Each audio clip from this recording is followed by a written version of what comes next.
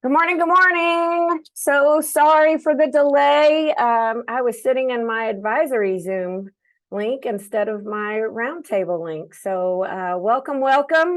Without any delay, we're going to get started with our November Charter Roundtable. And since we're a little bit delayed, I'm just going to go ahead and throw it to Alan. We have a great lineup today, and we're busy. So without further ado, Alan Keller, will you take over? All right, sure. Thank you very much, Jackie. Great to see everybody this morning. Hope you all had a nice and restful Thanksgiving, maybe, possibly. And I guess now it's a mad dash and sprint to get to the winter break. So hopefully everything goes smoothly for y'all. Just take a few minutes to go over a few things. Let's see. So I guess the first thing to remember, tomorrow, there is a major deadline for y'all who are superintendents or in charge of reporting stuff to TEA. Tomorrow, December 1st, is going to be our deadline to get your annual governance reporting forms in. So if you haven't started those yet, you've got a little bit of homework tonight to make sure those things are done. Those ones are due tomorrow by December 1st. Make sure that we need to get those forms submitted for all of our board members and for all of your charter school officers, which essentially means anybody who is assistant principal level or above. So again, just remember, tomorrow is our deadline for going ahead and getting those things submitted to TEA so that we don't get dinged in our accountability, all that kind of fun stuff for missing that deadline. Another deadline that's coming up from TEA is up on December 8th, 2023. And so a little over a week and a half or somewhere in there, if my math is somewhat right there. That's going to be your deadline to submit your annual fingerprinting certifications and statements of compliance to make sure that we can certify that, yes, we are doing our job when it comes to getting our background checks completed for our employees and also for our contractors or vendors who have continuing duties with the school and who also have contact with students. Hopefully y'all aren't having too many issues with that background check process now that the laws have been tweaked a bit, to hopefully give us a bit more flexibility to actually be able to run those background checks for our contractors. Know there had been a bit of a hullabaloo where DPS was telling us we didn't really have authority to have to get results for our contractors. But again, the law was changed in the regular legislative session to kind of allow for us to be able to do that. So just remember again, December 8th, that's going to be your deadline for getting those fingerprint certifications submitted to TEA. So don't miss that deadline either. Those can be easy points, for lack of a better phrase, to make sure that we get on our rating systems if we make sure those things are in on time. And then speaking of ratings, we are still getting lots of questions about what's happening with accountability and the 2023 accountability manual.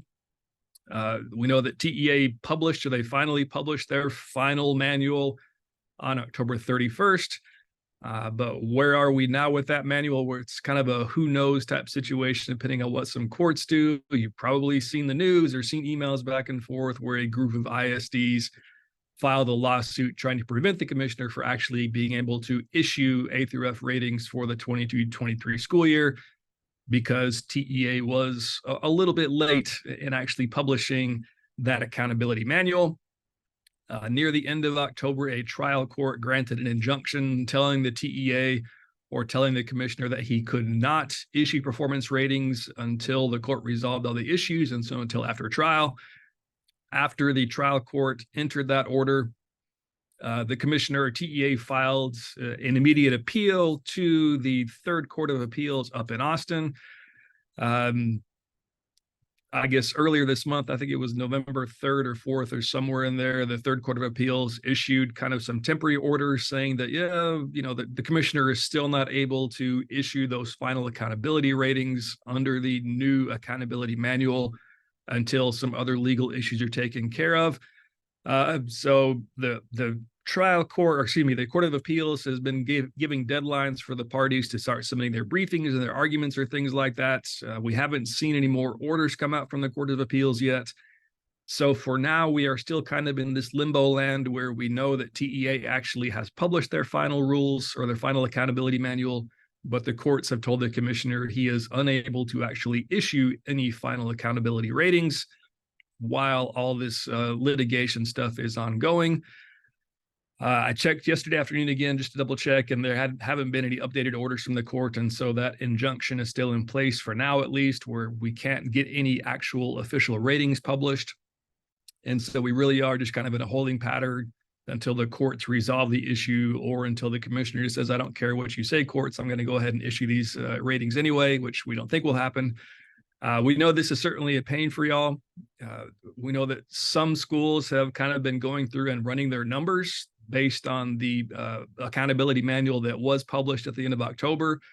And some schools were pleasantly surprised by the results under the new framework, under the published framework. And so they would kind of like for these particular ratings to actually, for these rules to be okay, so they can get, good ratings, or they can have positive ratings.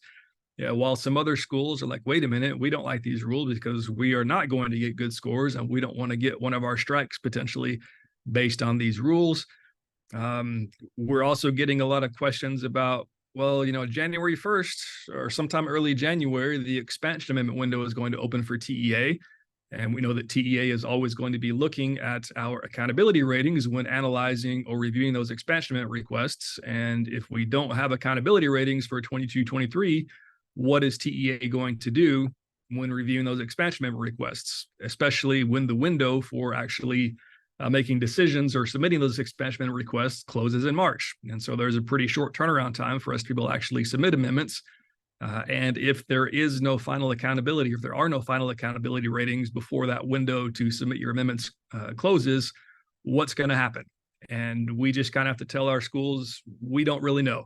We're not sure how TEA is going to handle that, if they're just going to continue looking at the most recently published accountability ratings that each schools have, or if they're going to somehow try to slow drag the process and see what the courts say, and then wait to see if we actually get final 22-23 ratings. So again, we don't really know. We just know that if you are looking to expand, or if you want to submit an expansion amendment, either for a new site or a new location or get new grades or anything like that, go ahead and start the process, get your stuff together to send it to TEA. And then we just kind of have to wait and see what they're going to do. Because again, we haven't heard any official word from TEA, or at least I haven't, on how this delay in the issuance of the final accountability ratings is going to impact their review process when it comes to these expansion amendment requests. So yeah, just keep that in mind. And I just kind of say, if you are thinking of expanding or wanting to do an amendment request, just go ahead and prepare and get your stuff in order and submit it anyway. And then we'll just kind of get to, hold our hands or do whatever, and just kind of wait to see what TEA does as far as reviewing those. I guess on a somewhat related note, we know that the first ratings were released on, or I guess early November. As I looked at the results from that, it was, very pleasantly surprising. I think there was only, out of 174 charters throughout the state, I believe there were only 3 that received an F, which I think was actually pretty good. I mean, there was almost 90% of the schools, or 90% of charters in the state received an A rating, which is great. And so it looks like most folks are doing pretty well as far as first goes. So that's always nice to hear. And Yeah, as I said, we're just Alan, I don't think Region 11 had any Fs. So okay. Yeah, glad, I mean, glad for that. Yeah, it seems like, at least the financial stuff, it seems like we're doing well there, which is great to see. And now it's just trying to figure out what's going to happen as far as the academic accountability and those type of things goes when this lawsuit gets kind of resolved, or if and when it ever gets resolved, that kind of fun stuff.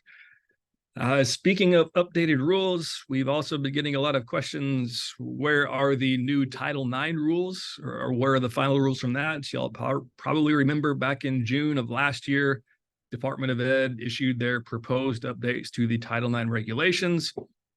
There was a notice or public comment period.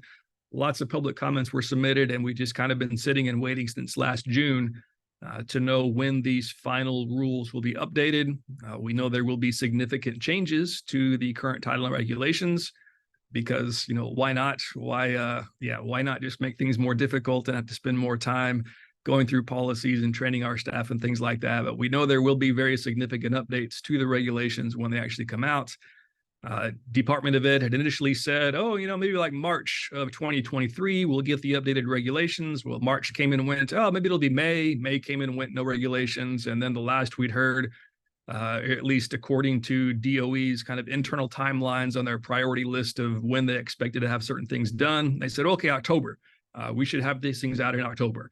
Well, you probably noticed that our calendar has now flipped from October to November, and we're basically in December, and we still do not have those updated or those final rules from the Department of Education. And I think Department of Ed has kind of realized, well, it's not going to happen in October, of course, and they have just kind of stopped announcing new dates for that expected release. Nobody's quite sure exactly what is causing this holdup. It's most likely due to the fact that there are, I guess, the sheer volume of public comments that were received.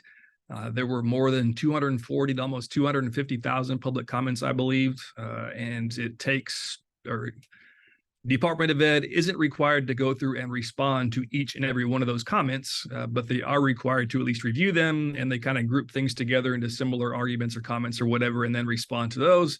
So again, there are a whole lot of public comments. In some legal blogs I've read, that 240,000 may be the most public comments ever for regulations that Department of Ed has ever had. I remember that back in 2020, when the current regulations were first proposed, there were roughly 120,000 public comments that go around. So in this go around, we've got double the comments. And so that could be a reason why there's a delay. And then we also feel, or I also kind of think that the delay may be caused because Department of Ed realizes that there are a number of state attorneys general who are just waiting to file a lawsuit to try and get these updated regulations struck down as soon as they are published. You probably understand that there are some states who really don't want to have the federal government extending protections to LGBTQ students or employees. Our attorney general in Texas is likely one of those. He's already made some comments about, no, we're going to go to court, that kind of stuff. And so Department of Ed could very well just kind of be trying their best to make sure that they really have these rules nailed down and do everything perfectly, so that states, if they do try to sue, the courts will not side with those states, and the courts will allow the updated rules to go into effect. So where are we now? As I mentioned, we've got, June, we're going on almost a year and a half since the proposed updates were published. We do not have those finalized yet, so we are still excuse me, we are still operating under the 2020 regulations. And we are just now, we're waiting to get ready for a third shift in our Title IX policies in many administrations up in DC. We recognize, or at least, I was one of the ones, I guess I kind of drew the short straw in our office, where I got tasked with kind of blowing up or putting together all our updates when it comes to Title IX.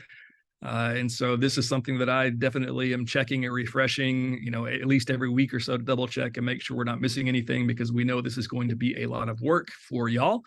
It's going to be work for us to get policy updates together, and then it's going to be a lot of work for y'all to be able to go through and adopt those policies, and also go through and train our staff on yet another change to Title IX and how we should be responding to complaints of discrimination based on sex or sexual harassment, things like that.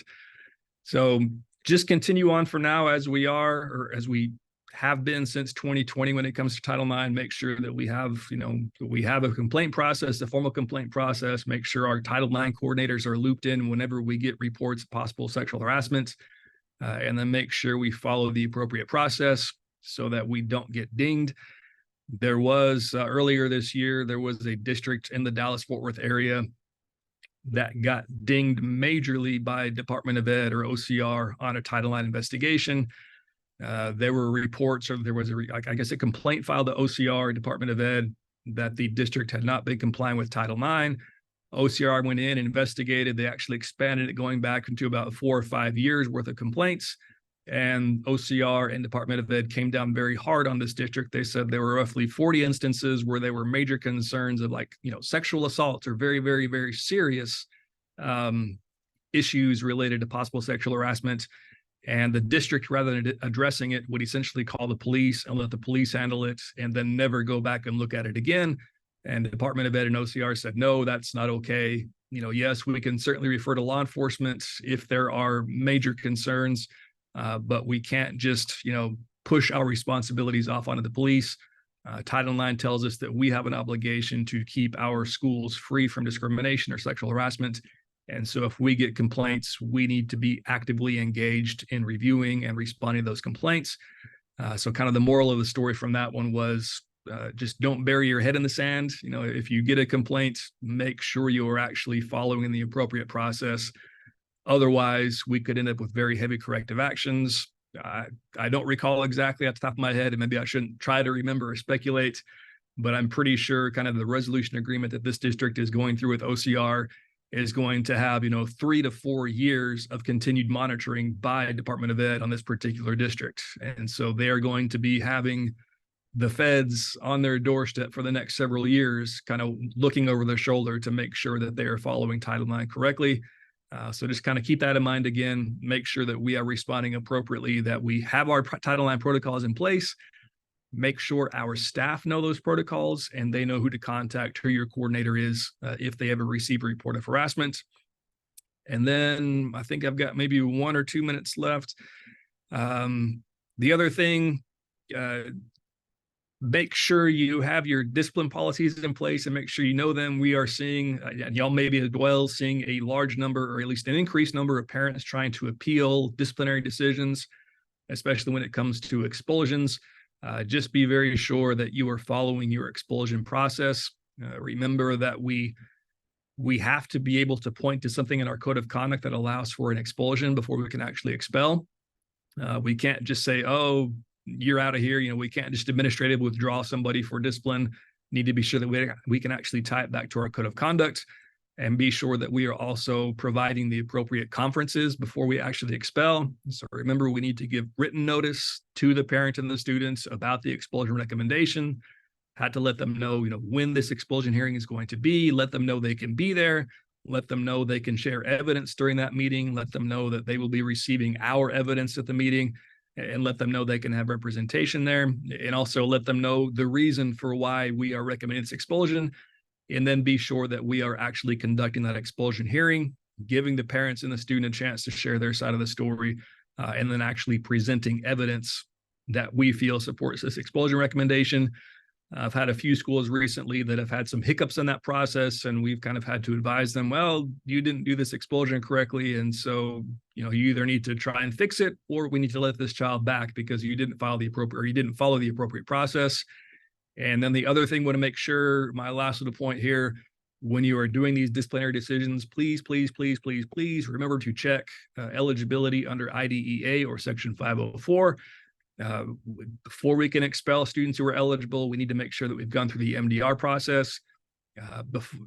Realize that as we get into the next semester, the spring semester, we may have some students who wind up with kind of a pattern of suspensions. Remember that once we get to that 10 days of suspension, or those 10 days of removal from their placement, if we're looking at those type of situations, we need to have those MDRs there as well. So just keep that in mind. Remember, we are seeing a lot more of concerns or parent complaints about discipline.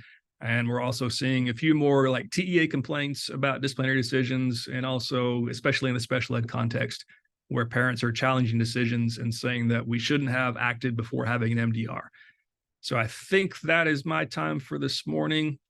As I mentioned, hopefully I'll have a great Thanksgiving, and hope you have a smooth next couple of weeks until you get to winter break. And it's always a pleasure to see y'all. Wow, great information, Alan. Thank you so much for jumping right in. And I remember those days of discipline hearings, and that was always fun. So I'm glad to get that advisement. And I found it interesting that many public comments on Title IX. That's crazy. It was massive. Yeah, it was massive. Lots of people writing in. Yeah. Well, thank you for all the updates, and we hope that you had a great Thanksgiving. And since we won't probably see you again, I hope that you have a great Christmas. We won't see you before Christmas. So thank you very much. Yeah. All right. Next up, we have Amanda List. Got to see her a little bit yesterday, at least on camera. And I'm glad that she's safe in her office, because I thought she might be on the road today. So welcome, Amanda. I know you probably have some similar information, but I bet that you have a little bit more in terms of our legislative updates and all the things that you do for us and charters. Well, thank you, Jackie, and good morning, everyone. And as Alan said, hope you all had a wonderful Thanksgiving break. I had too much pumpkin pie, but I guess that's what you're supposed to do, right? At Thanksgiving is overeat. So I did that, took one for the team and did that. And you're right, Jackie, I was supposed to be driving to Houston this morning, but the radar, they're having some pretty bad weather there. So my trip has been delayed. So yes, it is nice to be home safe and sound and not on the side of the road doing this Zoom. There's not a lot to report to everyone. If you're on the charter calls every week or on Alan C's call yesterday, I hate to repeat myself and sound like a broken record, so I'll kind of keep it short and sweet. And then if any of you guys have any additional questions, I'm happy to bore you as long as you want to hear about I guess really hear about what's not happening here in Austin. But we are in our fourth special session. And actually, we made history this year in Texas. We have never had 4 specials in 1 year. We have had 4 special sessions in the past, but never all within 1 calendar year. So that was pretty significant. So this special session will end next Wednesday, December the 6th. And as of right now, there is unfortunately, no school finance bill that will be passed. There was House Bill 1 that was on the House floor now almost 2 weeks ago, which would have given you all a substantial amount of money. Also had charter school facilities funding in it as well. Unfortunately, that bill died. Because the school finance bill is also connected with the educational savings accounts, ESAs, which on the House floor, there was an amendment to strip that language. So take ESAs out and send it over to the Senate as a school finance bill. We all knew that would be dead on arrival in the Senate. Because the governor has made it very clear. There is no money for public schools until he gets his ESA bill passed. So that bill ultimately ended up dying on the House floor.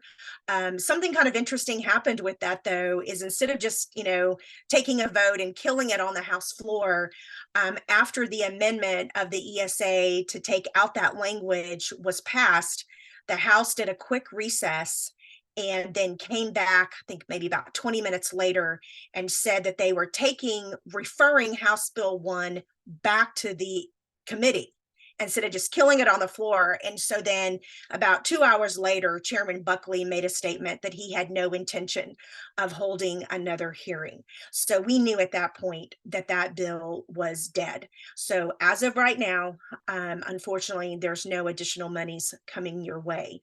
The only bill that is still alive, and I'm told it's on life support, so I don't know if you could technically say it's alive, but that it is House Bill 2, and that is a school safety allotment bill, which would ultimately give you a lot more money to help increase the safety in your schools. There's a lot of chatter that if this bill somehow or another passes between now and next Wednesday, there could be additional money for teacher pay raises on it. But that is a very, very tall mountain to climb. And I'm not anticipating any of that, nor even having this bill potentially heard in the Senate. But as of right now, that is the only bill that is still alive, which is the school safety bill, which would at least give you some money for added security and then also teacher pay raise if that happens. So not good news, I'm sorry, but it is what it is. Unfortunately, our governor has stated that he would bring them back for a 5th special. That is to be determined. So we would know that next Wednesday if he calls them immediately back. He did send out a tweet, or I guess, I don't know what you call it anymore now that it's called X, but I still call it a tweet. I could say he posted on social media that there would be no large Christmas trees in both the House and Senate floors. So we were kind of reading into that as, does that mean they're coming back right away versus waiting a while? Or not coming back at all. One of the things the governor has been very vocal about is that he intends to go after all the Republicans in the primary that went against the ESA or voted for the ESA, if you will, to be stripped from the from House Bill 1. And he's already done that. 2 days ago, he already has the incumbent, which is Representative Hugh Shine from the Belton Waco area, has been in office for years and years as a chairman, well respected in the House. Governor Abbott has endorsed one of his opponents already in the March primary. So the governor is either going to keep calling them back or just go after them, if you will, in the primary. So between now and March, it is going to be a bloodbath within the Republican Party of them each going at just kind of killing their own, if you will. It will be entertaining, I guess, to say the least, but at the same time, there's going to be a lot happening politically over the next few months and potentially a lot of turnover. Kind of to be seen. The last thing that I will say is on a TEA SBOE update. I don't know if any of you write your own curriculum for your schools, but if you do, you need to be aware of a bill that was passed in the regular session, House Bill 1605. And I am going to put in the link or in the chat, let's do this real quick. The link. And so if any of you are, like I said, writing materials for your own school, you will definitely want to keep an eye on this website and any updates. 1605 really completely changed how instructional materials are approved in Texas. So now TEA along with the SBOE are working hand in hand to completely change the way, again, instructional materials are selected in Texas. They're actually having another special meeting on December the 13th. The SBOE will be back, and that is where they will adopt the rubric and the review process so that TEA can start selecting high quality materials for the SBOE to ultimately approve by the end of next year. One of the things that you as an operator will want to also monitor is that if a material is selected on this new rubric process, you can receive additional money from the state for using these selected materials. So especially since you didn't get any new money this year, that may be something you want to monitor and to watch to see if there are materials there you would like to use that would additionally give you more money for your curriculum. And I think with that, that's it, unless anyone has any questions. Or have I bored everyone to death? I don't know, but that's my no. I think the majority of the those that are live with us and those that will view the recording probably weren't on that call. So I would say no. In fact, you've probably engaged some thought more than you would have thought. So I appreciate that. I'm sitting here trying to save your link. So I'm also, I work with Joe Hoffer and his firm, and so I'm monitoring this for him. So if any of you work with him and have any concerns or questions, please reach out to Hoffer's team, and I'd be happy to send you guys updates or whatever you would need. But I am monitoring that for his law firm. Awesome. And have you heard anything? So Alan mentioned the expansion affected by the A through F. Have you heard anything on that front at all? No. Okay. I have not. I know that's a concern. So, okay. Perfect. Thank you so much. You're welcome. Good to see everyone. Yeah. I hope you all have a wonderful holiday. The same to you. The same to you. Yes, and hopefully when I see you again, I'll have, maybe some Christmas presents, post-Christmas presents to share. I don't know. some winter wonderments, since that'll be in January, the end of January. So fair enough. Thank you so much, Amanda. And when you do travel, please be safe.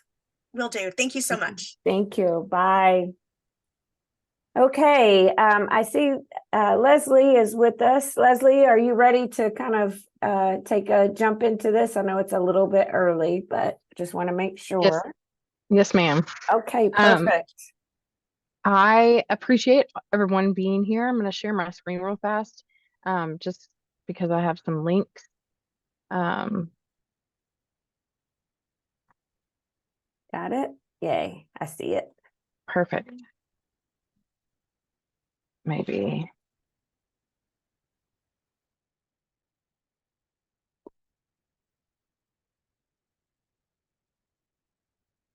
You see this?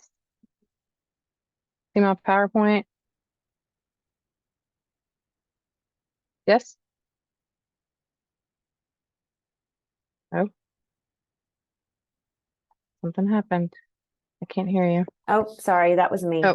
I said Oh. Leslie's with us at the ESC, and she's our stand-in reach consultant here for the Charter Roundtable. Perfect. Everybody can see my slide, my deck. Yes. Okay. Perfect.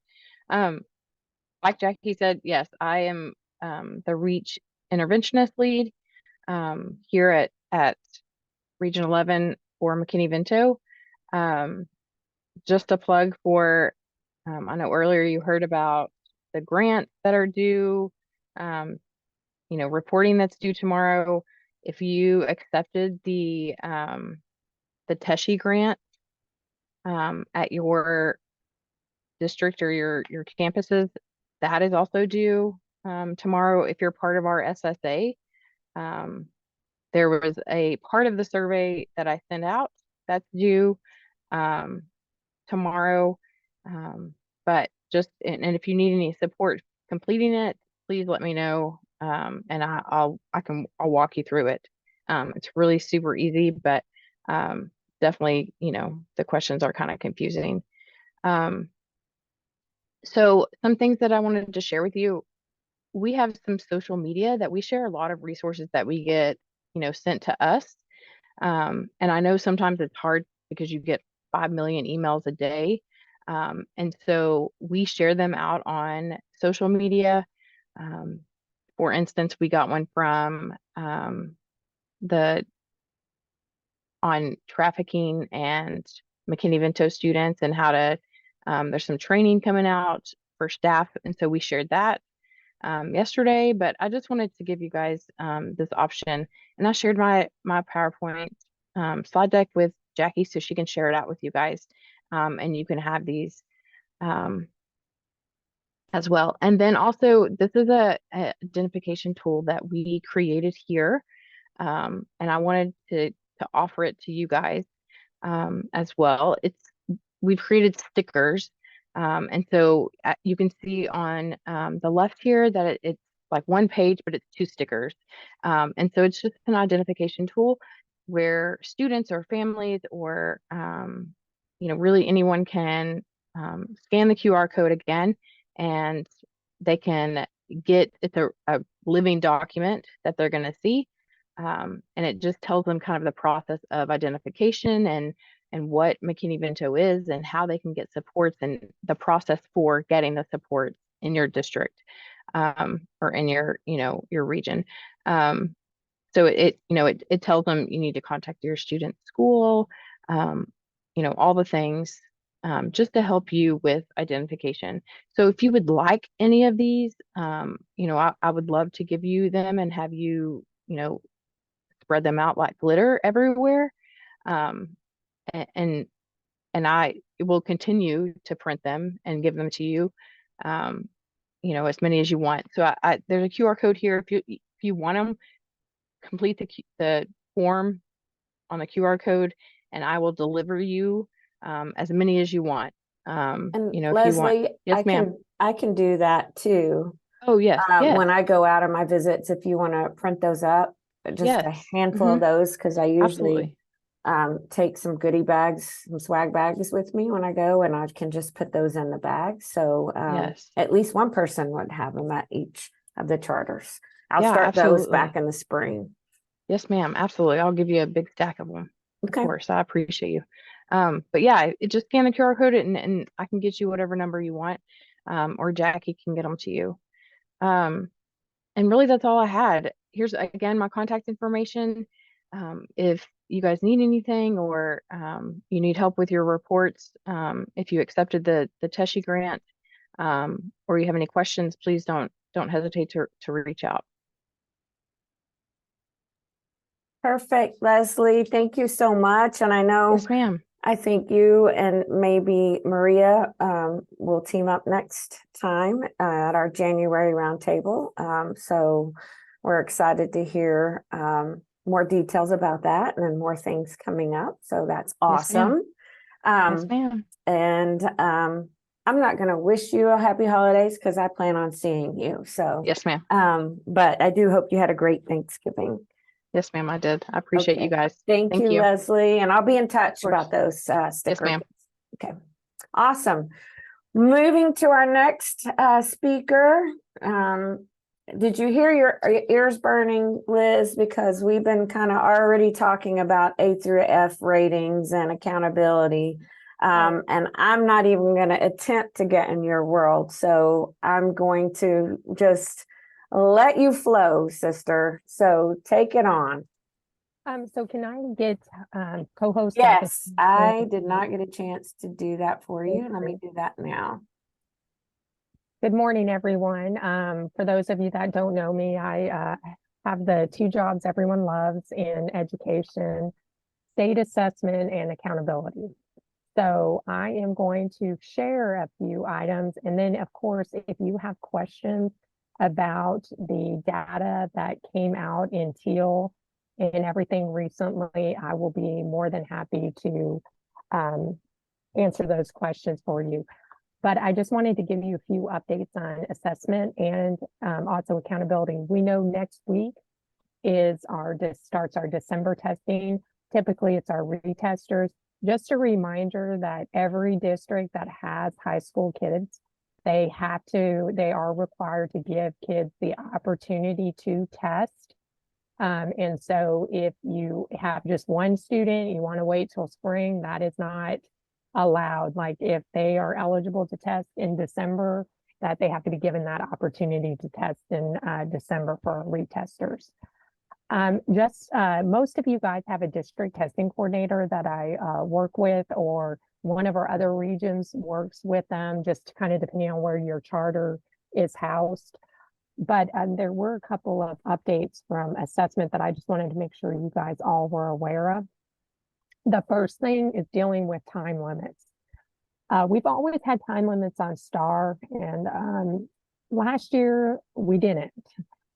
It was kind of up to the LEA to say, determine how long it's going to test. Well, unfortunately, we had some of our kiddos, especially our third graders, that were taking up to 7 to 8 hours to test. No student should ever take that long to test. And so with that said, TA has come back now and put time limits. We're not saying these time limits that this is going to be how long the kids are going to take on the test, but this is just to ensure that we're not having kids testing all day long into after school. So the STAR and TELPOS time limits are 7 hours. So the student is only allowed to have 7 hours engaging in the test. Are your kids going to take 7 hours? The majority of them are not. But you may have some kids that really take their time and may end up going for it may need 7 hours. Now, with that said, a lot of you don't have 7 hours in a school day. When you think about kids getting in and then going to lunch and some announcements in the morning, sometimes your day is not 7 hours. So I have talked with the district testing coordinators and district leadership. It is up to you. You can make it 7 hours, or you can say by the end of the school day, even if it's not 7 hours, just to make it fluid across all your campuses. So you don't have one campus that allows them to stay up and finish testing because they still have 7 hours. If you want to just say, hey, at the end of the school day, if you haven't finished testing, you need to submit your test. So some of your school days might not be 7 hours.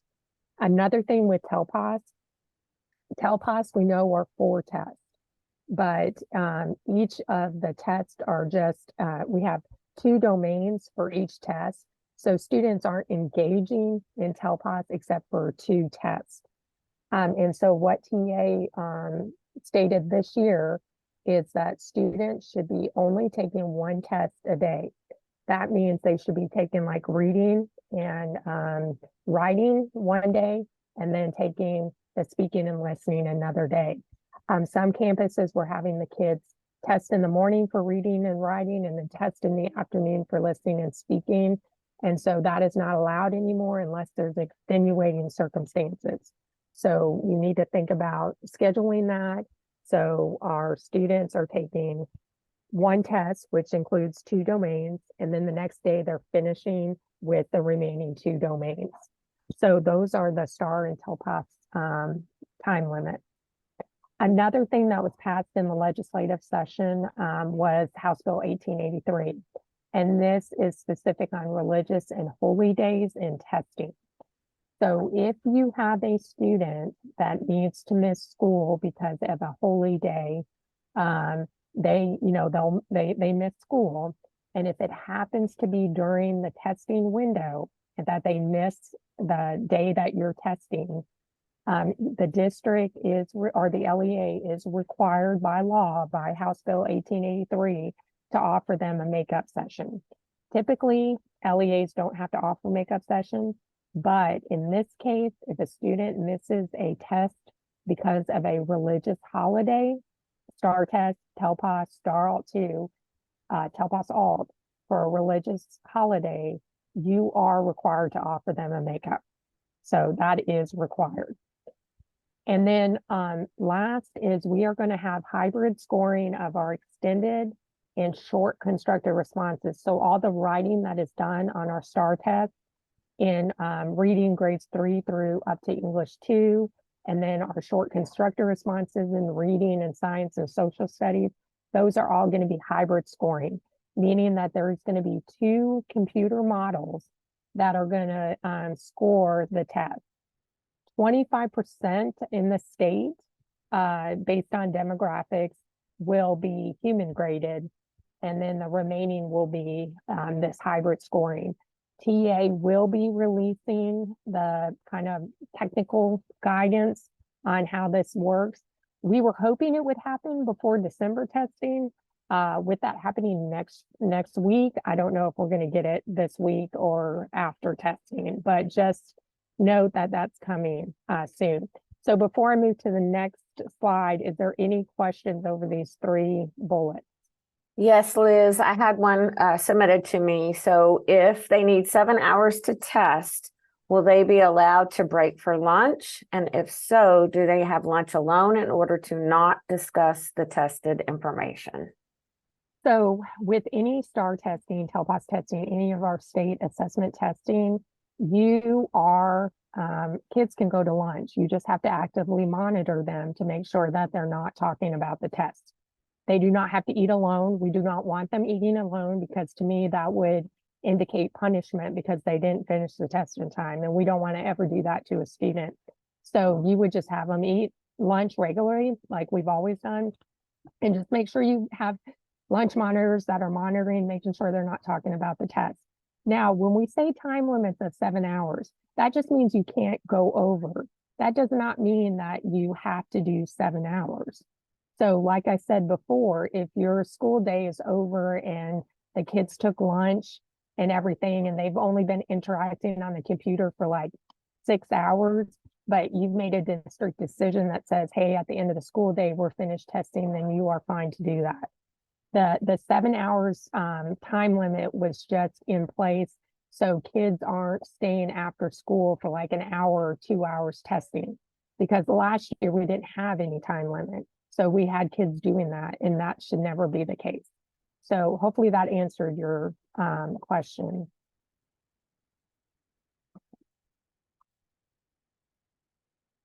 Okay, some of you may be familiar with this and some of you may not, but we have interim assessments, and they are kind of, some folks use them for benchmarking.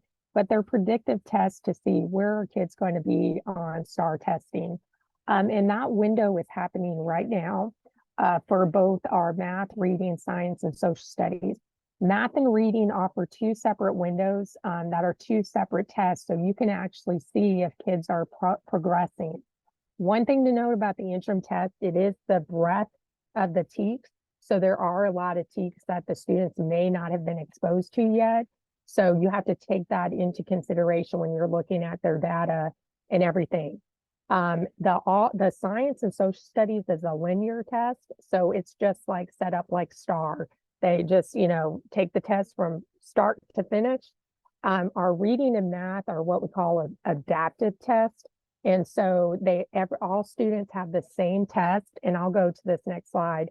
All students have the same questions at the beginning, and then how they do on the beginning part, it will route them to either lower TEKS, kind of mid-level TEKS, or higher TEKS. And some of those higher forms may have TEKS in the next grade level, just because the rigor that's needed for that particular TEK is not found in their grade level. So they have to go up another grade level.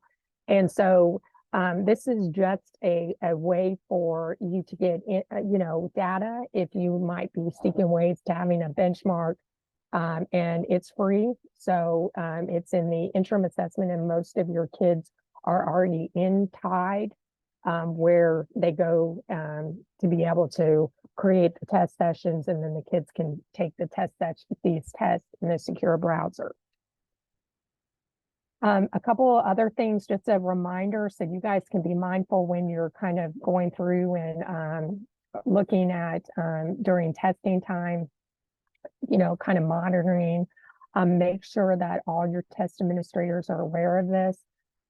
Reading assistance in grade 3, which we're not going to see until spring, so you don't have to worry about it next week, but it's an accessibility feature, but TA is going away from test administrators looking at testing screens. They really want them to move away from having TAs look over kids' screen to read a word, a phrase, or a sentence. And so this accessibility feature, they have now stated that if a student needs reading assistance on STAR grade 3 math, so it's only grade 3 math, that they have to have text to speech. And so one thing that some of our districts are deciding to do is just turn on text to speech for all 3rd grade math, so that they have access to it if they need a word or a phrase read to them. Because the TA in the past could go and read it to them. That is no longer allowed. So we need to make sure that we're getting that out to our test administrators. Also, another thing that was last year that is no longer allowed was for any grade level, if a student needed the extended response or short constructed response, back in the day, it was the writing prompt read aloud to them. They could just raise the hand and the teacher could come over and read it to them. That is no longer allowed. In order for the student to have a constructed response question read to them now, they have to be eligible for oral administration. So the reason I'm bringing this up is because I'm not saying that you might have seen this, but some of our teachers with teaching strategies are saying, hey, just raise your hand and I'll come read the prompt to you. And that's just a strategy that has been built in, but that's no longer allowed. So making sure that your teachers are aware of that, and that they have to be eligible for OA. So you can see how TA is kind of trying to get test administrators away from looking at screens. There are some exceptions where they're going to have to, but for the most part, they shouldn't be looking at the screen while the students are testing. And as always, make sure you're having your kids do the online practice and release tests. They are in there. They are available for students to have access. The release 2022 tests are in there. 2022, 2023 tests are in there and available for them. So any more questions on assessment updates before I jump into the fun world of accountability? I don't have any in the chat, but if Okay. anybody does, they should come on off mute or drop it in the chat. I think we're good, Liz. Okay, just a couple of accountability updates. The growth targets were updated. So for those of you that might not have been familiar with it, originally TA was going to use pre and post COVID data to determine the cut scores and targets for our growth measure. And what happened is the pre and post COVID, the pre was 2019 and the post COVID was 2022. Well, 2022 was very inflated data because remember, we were in 2020, we had the pandemic. 2021, we were still kind of in that transition of coming out of the pandemic where we still had students that were, you know, having online school at home. They didn't start trickling back into regular school until like October, November.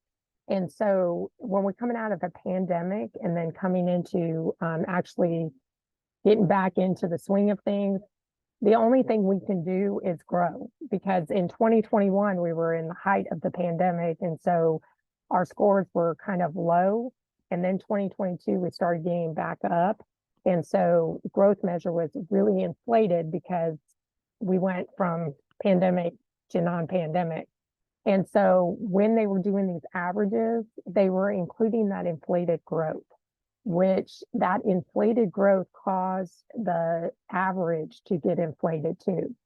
One thing about accountability is it doesn't change, but every 5 years they do a refresh. And this is our first time having a refresh since 2018 when we were introduced to the A through F.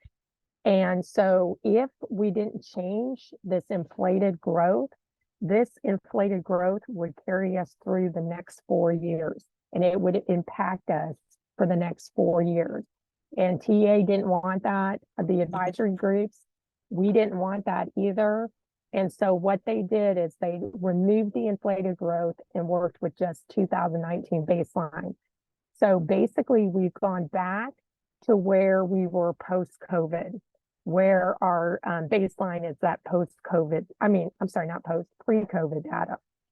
And so our baseline data is 2019, and our targets changed and our cut scores changed. And so this is kind of the big update that occurred a couple of months ago. And so then they had changes to the cut scores. The cut scores did increase in our elementary and middle for ratings of A and B because the targets decreased and more student groups were getting the targets, which led to the change in the cut scores. But that, a lot of people are worried about that, but it's a good thing because we don't have that inflated growth. So moving on, we'll see it kind of level out because we don't have that inflated growth in there anymore. So these are the changes in the growth target. Do you see where all the yellow highlight is? That is where the target is less than the other one. So you can see in elementary, the final targets were way less in both reading and math than previously we had with the average. And so that's what led to the cut scores being higher because student groups were getting those targets because they were lower. Middle school, we see for reading, they are lower. But when we go back to the 2019 for math, they were actually lower in the preliminary using the average than the 2019 baseline data. Because we know with COVID, what happened with math. That's where most of our learning loss went.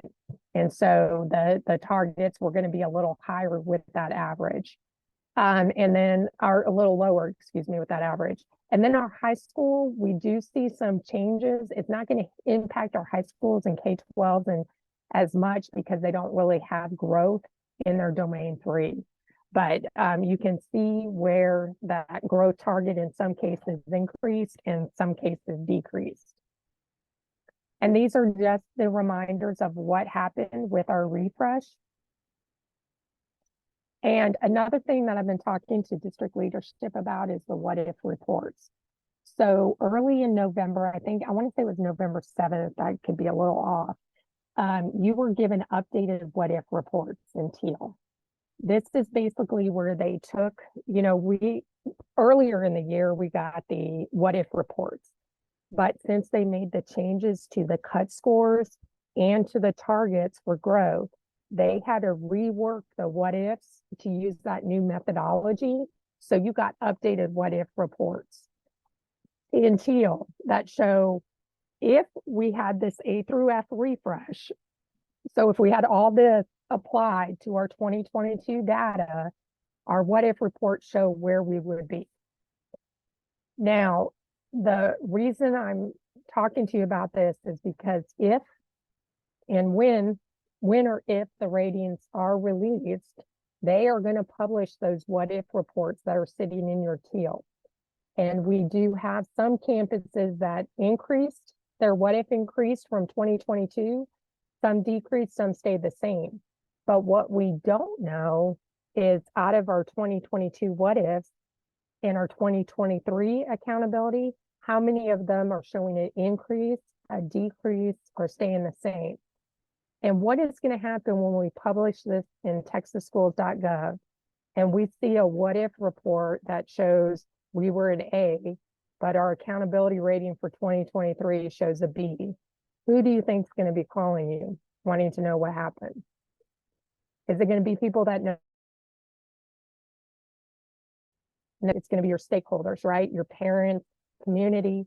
So we need to make sure that you guys are thinking through and have a plan of how to disseminate and make them aware of what's the difference between the 2022 what if and the 2023.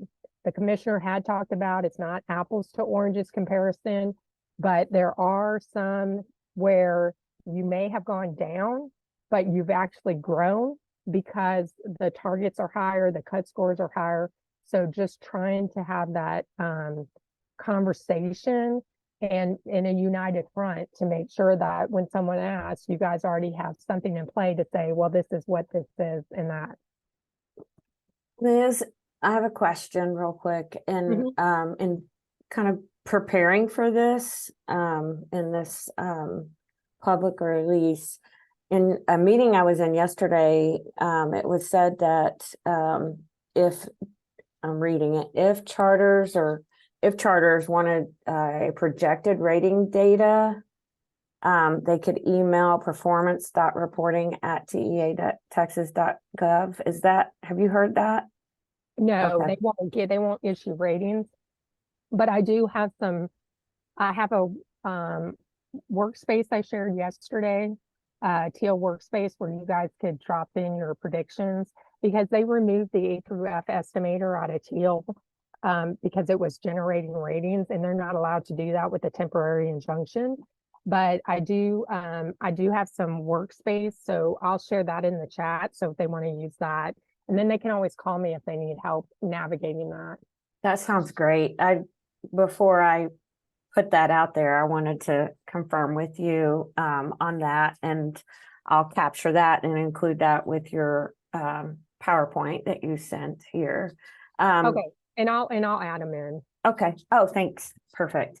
Okay, this was my next question, because I had that meeting yesterday, so I was unable to make your presentation in the instructional leaders meeting. So I was hoping that you would talk about this.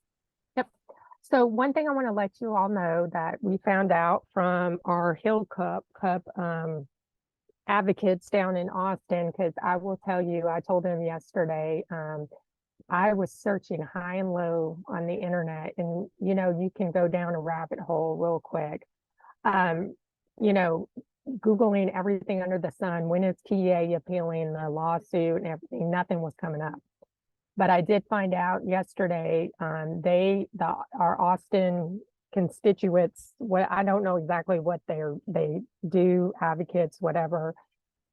It looks like December 6th is when they are going to, I don't know if that's when the appeal is going to be submitted or that's when they're going to look over the appeal, but TEA has done an appeal on this temporary injunction of rating.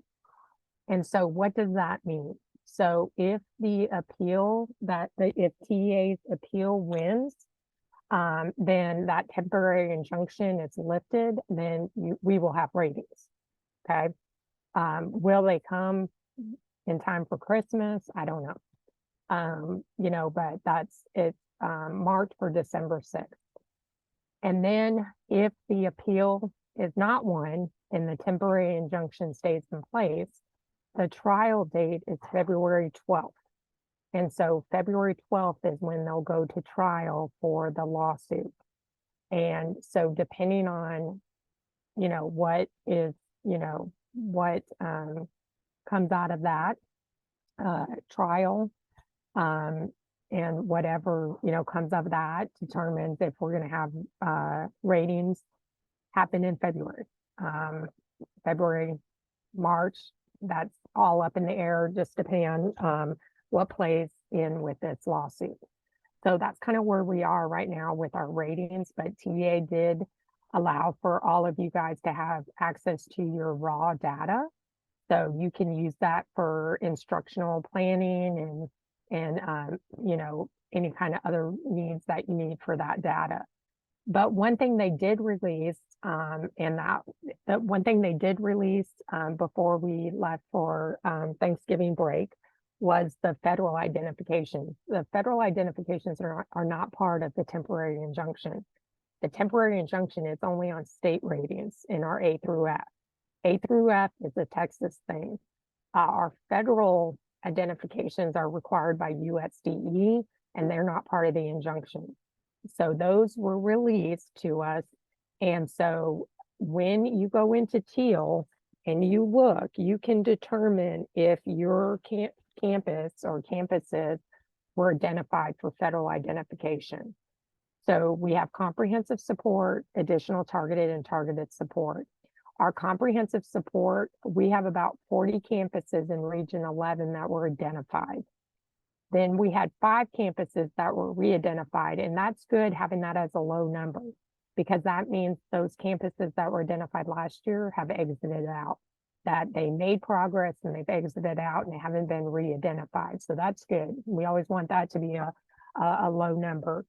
And then our comprehensive support progress, that means that because it is a 2-year label, last year they were identified and now this year they've made progress. So next year they can exit out if they keep up with their progress.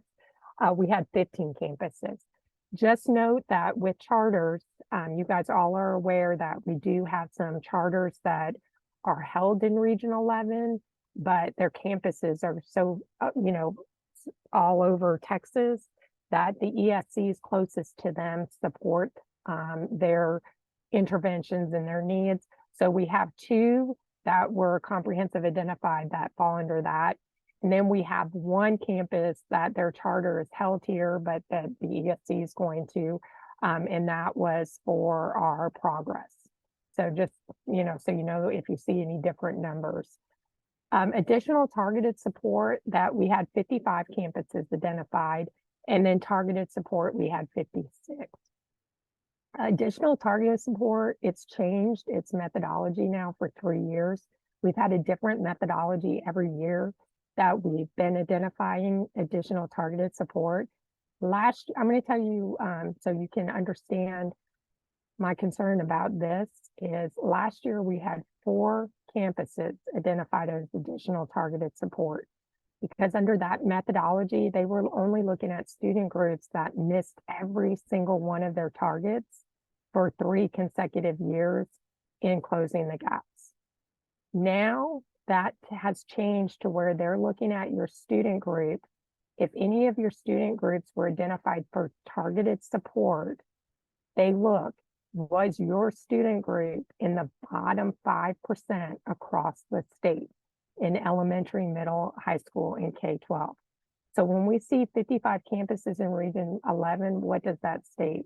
We have 55 campuses that are in the bottom, their student group is in the bottom 5% of other student groups in the state. And that's a lot. And that's really something that we need to really focus in on, especially if you have a campus that's identified for additional targeted support, because that student group is in the bottom 5% of the student group in the whole state. Liz, Your is that, question? I do, is that 55 campuses? Are Yes. those charter Yes. campuses? Yes. Okay, so these numbers are all, No, these are all. It's oh, not okay. taken away. I from- was Yeah. about to have a stroke no, because sorry. we have 100 campuses or about. No. And so I was like, oh my gosh. Okay. All right. So No, when I, half of the charters are not. okay. So when I identified. look at the numbers on the left, the 40, the 5, and the 15, those are also, These are all our campuses. okay. including All right. charters. So So I didn't. the charter specific ones are there on the bottom in the little. Yeah, well, we just have 2 campuses, but yeah, it's Yeah. just to let you know, but yeah, Okay. no. I didn't delineate between LEAs and charters. I 'cause we- just wanted to make sure because I was about to have a stroke. So I'm recovered now. Okay, I'm glad. I didn't mean to give you that. Targeted support, we have about 56 campuses. So when you look, we have about, now this is based on TRSP or TPRS in 2022. We have about 1,080 campuses here in Region 11. Okay, that includes charter campuses. So we have about 1,080 or 1,020, somewhere around there. I think it's 1,020 now that I'm thinking about it.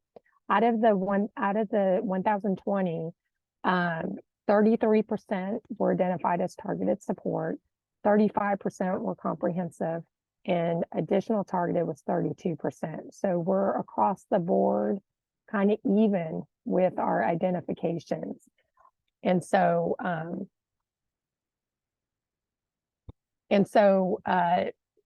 just, I didn't include this chart in here, but I'll let you know.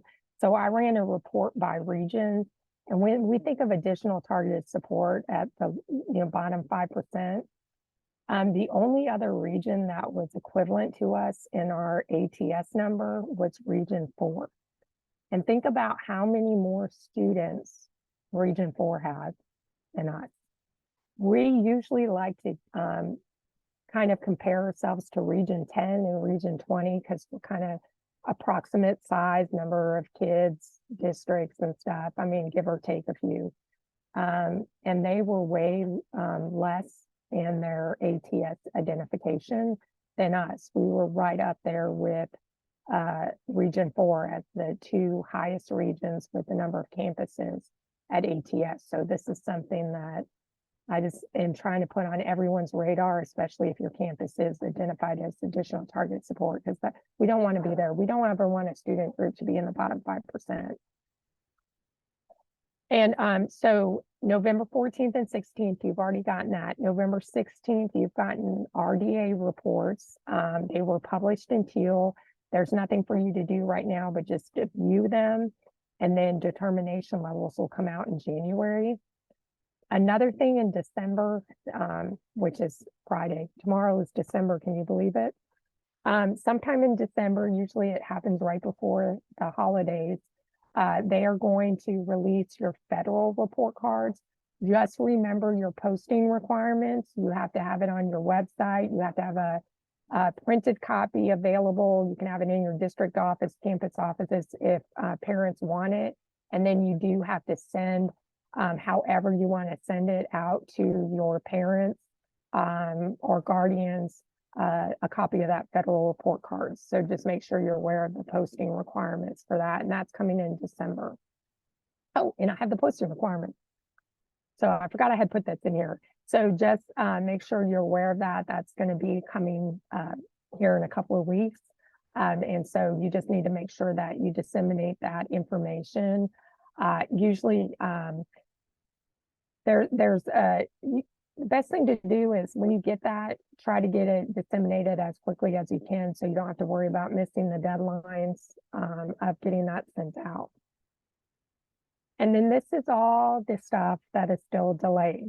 A lot of people ask me, when are we getting our taper report? Because taper reports, we're required to do posting requirements 90 days after we get them. We have not heard anything about the taper report. Usually the taper report does not come out until after the appeals for ratings. And so it's really based on ratings. Now, we already have a lot of the data that they could publish the taper reports without the ratings. I just don't know if they're going to do that. So as far as I'm concerned, the taper reports are delayed too until we hear further guidance. But this is all the information that is delayed as of right now. And so again, have to wait to see how that appeal happens, or if the appeal doesn't work, then we have to wait till February for the actual trial. And so Liz, there's lots of things that affect it, even with charters, like the expansions and the amendments and which all of that ultimately is reliant on the charter performance framework. And so all of these things are affected by this. Yep, it's just a waiting game right now, kind of what we're waiting on. And for those of you that don't, I know you work closely with Jackie, but again, if you have questions in specific about accountability and assessment, state assessment, feel free to reach out to me. One thing that I always want to make sure is with our charter schools is that you do have someone that covers your assessment. I know some of you have district testing coordinators that are, in different cities, different regions that handle your assessment. We just need to make sure that you guys have what you need, and that if you have campus testing coordinators that sit in our region that have questions about assessment and stuff, they are more than welcome to reach out to me, because I know a lot of times with district testing coordinators being in different regions, sometimes it's there's sometimes hard to get a hold of and stuff. So I'm here to help if you need that as well. And I'll support you in that, and that Liz is so accessible and offers these testing coordinator meetings periodically, and it's very important that you have representation in these. So I appreciate, Liz, how you support charter specifically. And what I'll do here is, because I know you're still seeing my screen, I wanted to get that. I'm going to, for those of you that, some of you may not have access to Teal, but those of you that do have access to Teal, I'm just going to, these are the two templates. And I'm going to see if I can paste them in the chat, Jackie. Okay, let's see. So these are the two templates that you can use. You'll have to make a copy. But you'll have to use this Appendix I scaling resource a lot.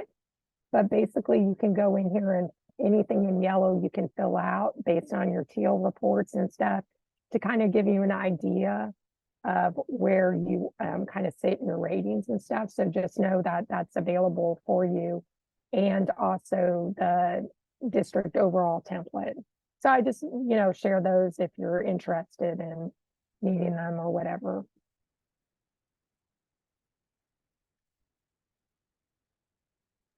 I'm putting those in right now because I want to capture those for our participants that are dependent on our recordings. Okay. Let me get that in there. And Liz, thank you so much. You're always, I appreciate you coming and joining us because you're so thorough and detailed. And probably will need you again. If not, after December 6th, maybe, January, February, maybe. Yep, we'll be waiting. Okay, well, I'm gonna circle you on my calendar for one of those 2 dates, depending on what we hear. All right, sounds good. Okay. All right. I was to go next, but I was enjoying Liz so much. I'm going to delay mine to the end since I closed the meeting anyway. And I see that lovely Tracy is here with us. So welcome, Tracy. I'm going to just kind of throw it to you. I know I didn't ask, were there any questions really quick? Sorry, Tracy. Liz is already gone, but I can write them down. She's a busy woman. She's probably already got 5 phone calls. I don't see anybody with questions. All right. Well, if you have a question, you can direct message me in the Zoom chat. So now, Tracy, I'm going to throw it to you. Hope you had a great Thanksgiving. I know I almost ran you over in the hall yesterday. Apologize for that. And thank you for joining us. I am so happy to be with you guys today. Really excited to be here. I know that a lot of us are going to concentrate on working with helping students and their behaviors. My name is Tracy Gunn. I am the instructional content coach that specializes in early childhood at the Service Center. And so I'm happy to join you today. I know many of you have questions in daily dealings with our friends and their very many moods. And so that is where we're going to start today. We're going to talk a little bit about I need the ability to be able to share my screen, Miss Jackie. I'm going to start with that. Thank you. So what I'm going to share with you today is a little bit of a customizable presentation that I have done with specific groups. And this one is a little bit about working with young students and their specific needs on for social emotional learning and helping them get through their day. That is me. That is my contact information. I will share these slides with Miss Jackie later. Make sure she has access to them and all of the links that are available to you as well, including my contact information. And so we're just going to take a quick second and just take a look at the image, take a couple of deep breaths, just kind of center ourselves. We've had busy mornings. We've been pulled 1,000 different directions. I know I personally have already been to 3 campuses today, and it is just 10:20 in the morning. So just a little bit of some centering to help us prepare for where we're going next. All right. And so we're just going to kind of hold these truths today. When we think about working with students in grades pre-K and K especially, but also continuing into grades 1 and 2, we know that emotions are acceptable. We all have them. They're acceptable for students to have as well. And so as long as we hold that dear to us, and that helps them along their way. We're also going to acknowledge that we all make mistakes. Right? Some of us make less and less as we get more experiences with certain things, but we do all make mistakes. We also understand that practice makes better, right? Just because somebody is not doing a perfect job today, we're going to give them practice opportunities and they're going to get better every single day with it. And we also want to acknowledge for young children that growing and learning happens over time. They're not going to be perfectly well behaved before the end of September. And they're going to forget how to be perfectly well behaved after Thanksgiving. And they're going to forget it again after the winter break. They're going to forget all of those things, and they're going to have to start all over a little bit and have that. We're going to have to re-acknowledge these truths every single time that kids spend some time away from us. We're going to acknowledge up front that behavior is communication. I know you're going to hear that again later from some of the other special guests. And so I just want to acknowledge that today. And so one of the biggest barriers to students and their behavior is a feeling of belonging. Do students feel like they belong on your campus and in your classrooms? And so there are certain things that we look at and we say, these are some notable environmental factors that contribute to students feeling like they belong in that physical space.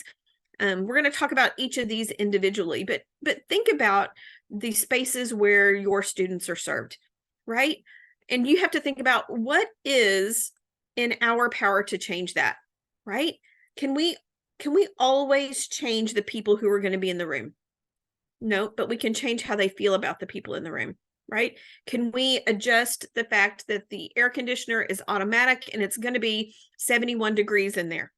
Nope, we can't adjust that, but we can make them feel more comfortable by encouraging them to bring a sweater to school, right? So there are things that we can change about each one of these that are going to help our students feel a little more comfortable.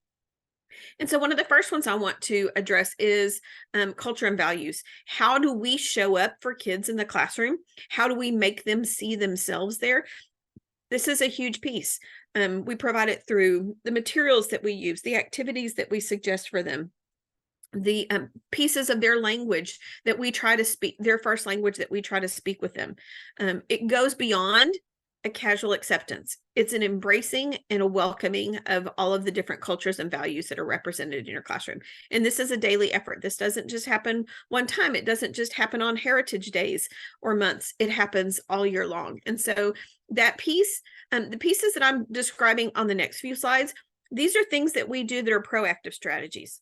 These are things that we do that help students feel accepted and loved in a place, because when we feel accepted and loved, we don't act the same way, right? If we feel like we're pushed to the side, we may act differently. But if we feel accepted and loved, we're going to act a certain way.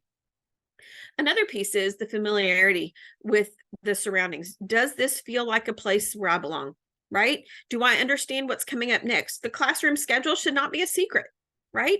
If students know what to expect next, they're going to behave differently and with less anxiety. Do I see spaces for my things? Is my name represented? Does my family show up, right? Do I see pictures of my family that are going to help me in times when I need calm? And lastly, are there tactile things, right? Do I have my own blanket from home? Am I allowed to have things from home that let me feel more comfortable? The aesthetics of the classroom, while it's 100% a design choice on the part of the teacher, make a student feel more comfortable. When we look at this particular classroom here, I see clutter, clutter, clutter. I see things that are really important to the teacher here, but I don't necessarily see the teacher's style. I don't necessarily see that things are here for the student. When you look at this classroom, you have a sense of calm. Your eyes have a place to rest, right? Clutter really impacts students in negative ways. So the fact that this teacher has clutter hidden in bins, hidden in organized places, the design aesthetic is here. I'm going to point it out to you, right? The walls are green. She may not be able to change that, but she's working with it, right? She's added some hot pink here, hot pink to her chair, hot pink here. It looks like it goes together. It makes your brain go, oh, this was on purpose. This wasn't thrown here. She's added elements like this lamp, and adding things like plants go a long way to make students feel like home. Thinking about that color palette, we can't always change it, but what we can do is minimize it, right? We add a lot of things that we don't have to add.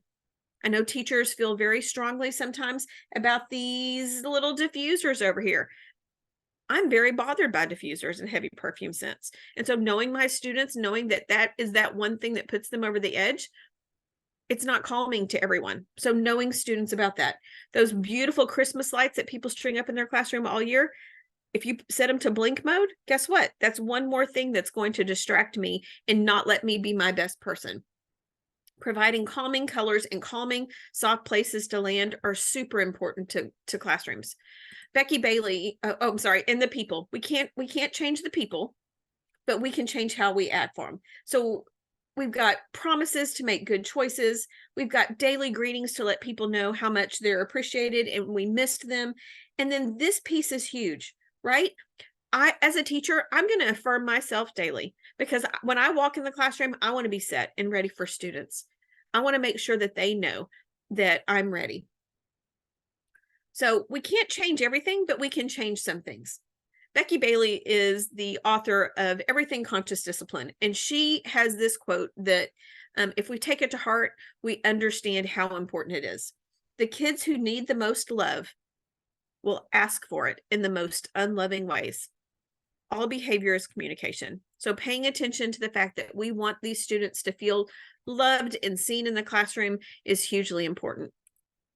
As a part of conscious discipline, she encourages teachers to build a safe space in their classroom.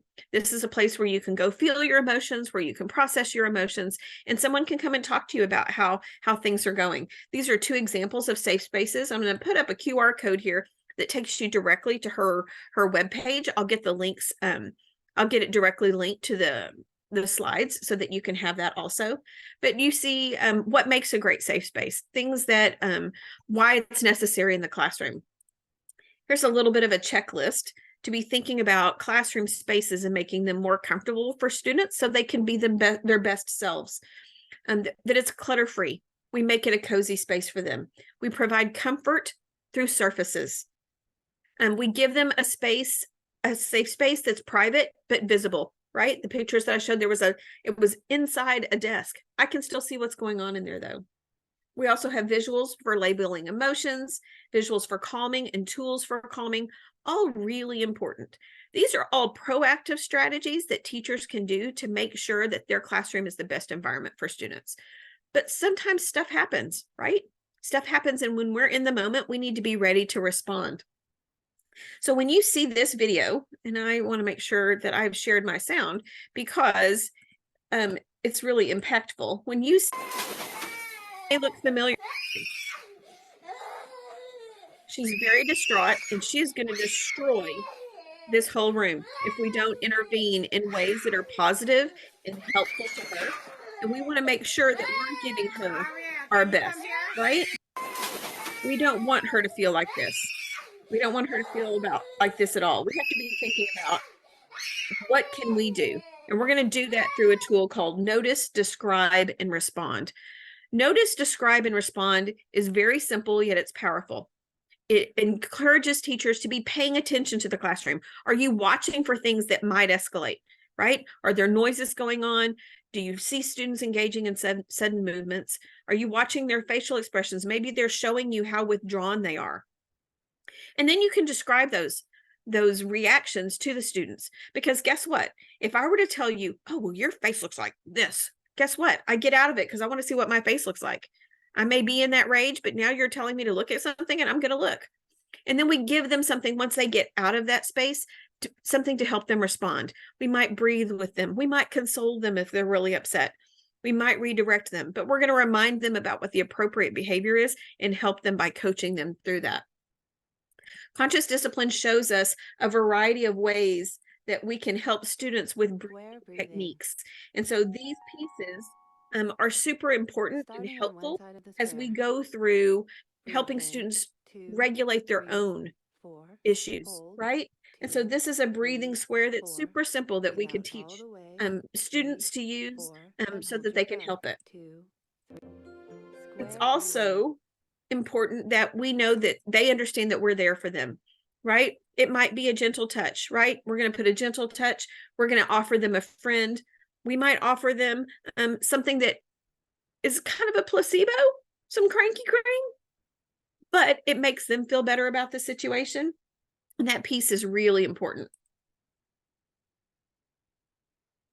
We can also redirect them, right? Here are your choices. Here are some things that you can do instead of what's going on. Offer them choices. Choice is a powerful thing when we're getting students to understand that the way that they're feeling is not going to last forever, because that's what it feels to them right then. And so that piece is really important for teachers and students to both understand. We also want to remind them, right? Just because a behavior happens doesn't mean that that's a bad kid.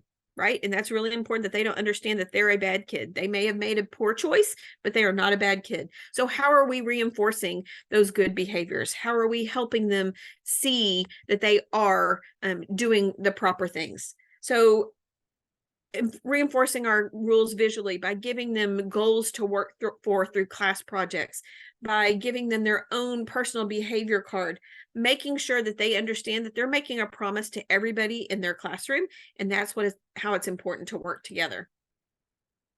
We can also replace what's going on. I know that some other folks are going to talk a little bit about these techniques and resources for you later, but giving them something to do instead is super powerful, because just telling me not to do something is not going to help me make the same mistakes next time. Giving me something to do instead will.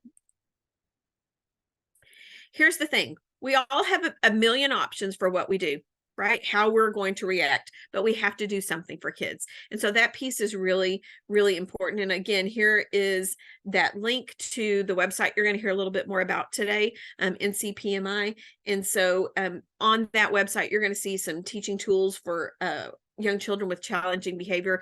And it's certainly worth a look for you to take a look and see. One of the other pieces that can be really proactive or reactive is how we show up for families, how we show them that they are sending us their very best kids. They're not keeping the good ones at home, right? They're sending us the very best ones that they have, and we need to show them their appreciation for that. And so there are ways you can do that in your space, right? By honoring families' time commitments outside during their day, by offering flexible parent conferences and encouraging them. By encouraging families to come to those campus-wide events, giving them volunteer opportunities, either inside the classroom, inside the library, maybe it's something that's after school to honor their flexible hours. And the last piece would be connecting them with training resources, either on your campus or off campus. I know a lot of campuses embrace different programs, and they provide that parent training for families. But in their space, thinking about how you can keep in contact with them in a positive way so that they understand what's going on with their kiddo. Parent communication apps. One of the most powerful ways is to provide them with a survey about home life, right? When behaviors happen at home, what happens? Who handles it?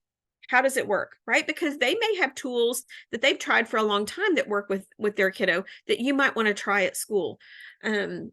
Those home visits, super powerful to get to see that kid in their own space and just be a part of their life there. And let's not forget attending their events. I'll never forget sitting next to my little friend Brendan's mom at his baseball game, and he hit a home run. And I swear to you, I screamed louder than she did. I screamed louder. I was so proud of him. He hit that little home run, and he was beaming. I don't know if he knew who to hug first. I was so happy to be able to visit his space and show him how much I appreciated him.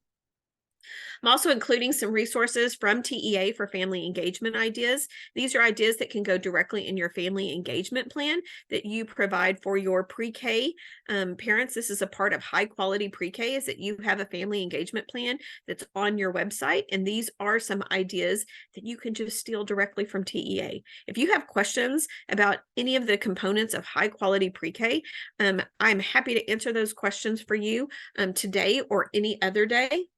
We also provide a variety of professional learning and coaching. We have some that are coming up starting in January and February. We have one called Strategies for Calming in Early Childhood. These are virtual. There are two that are virtual. That one in community circles in early childhood. Those are two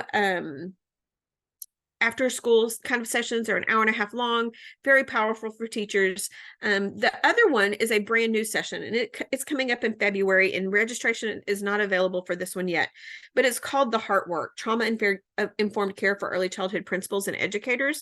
Really powerful face-to-face 3-hour piece that we're offering in February, and that will be launching really soon for registration.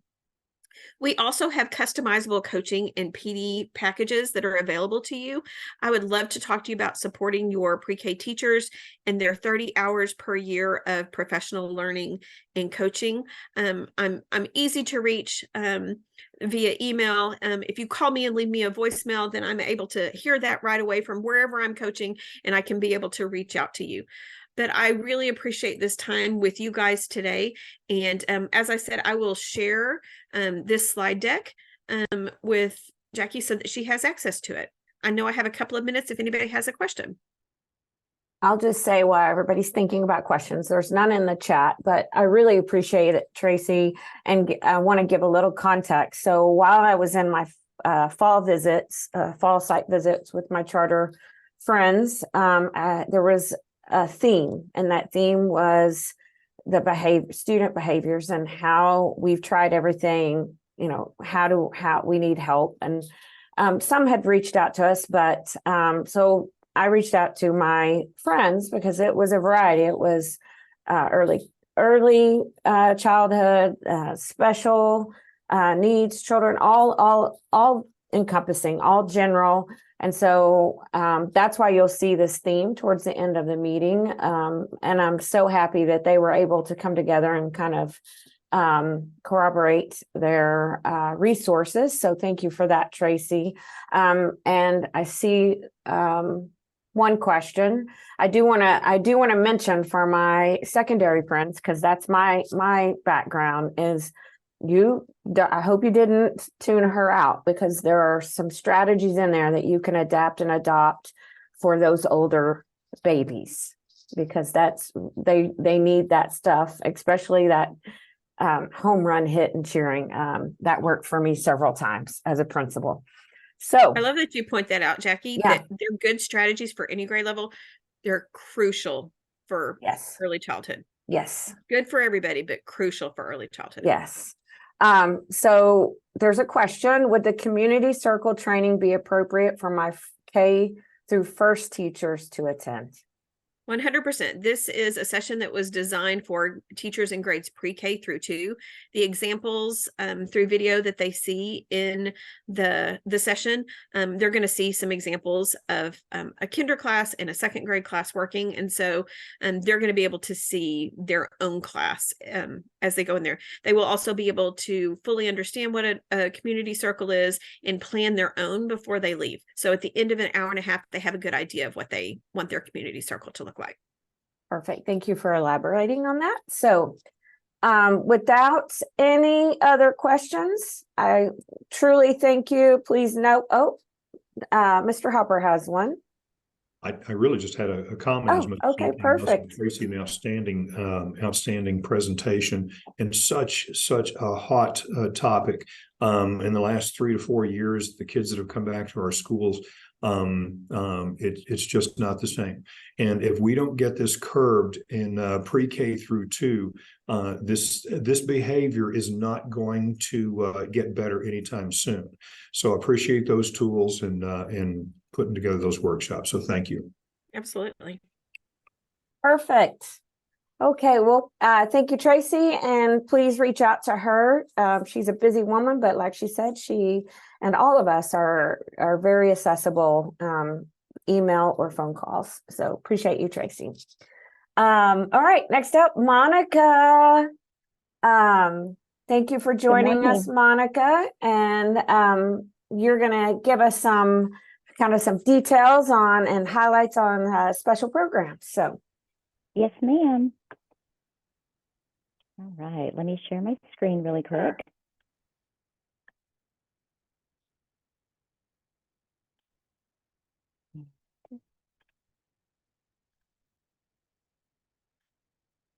Okay.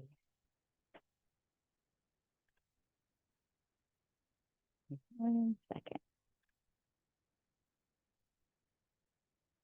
All righty, can you guys see my screen? Perfect.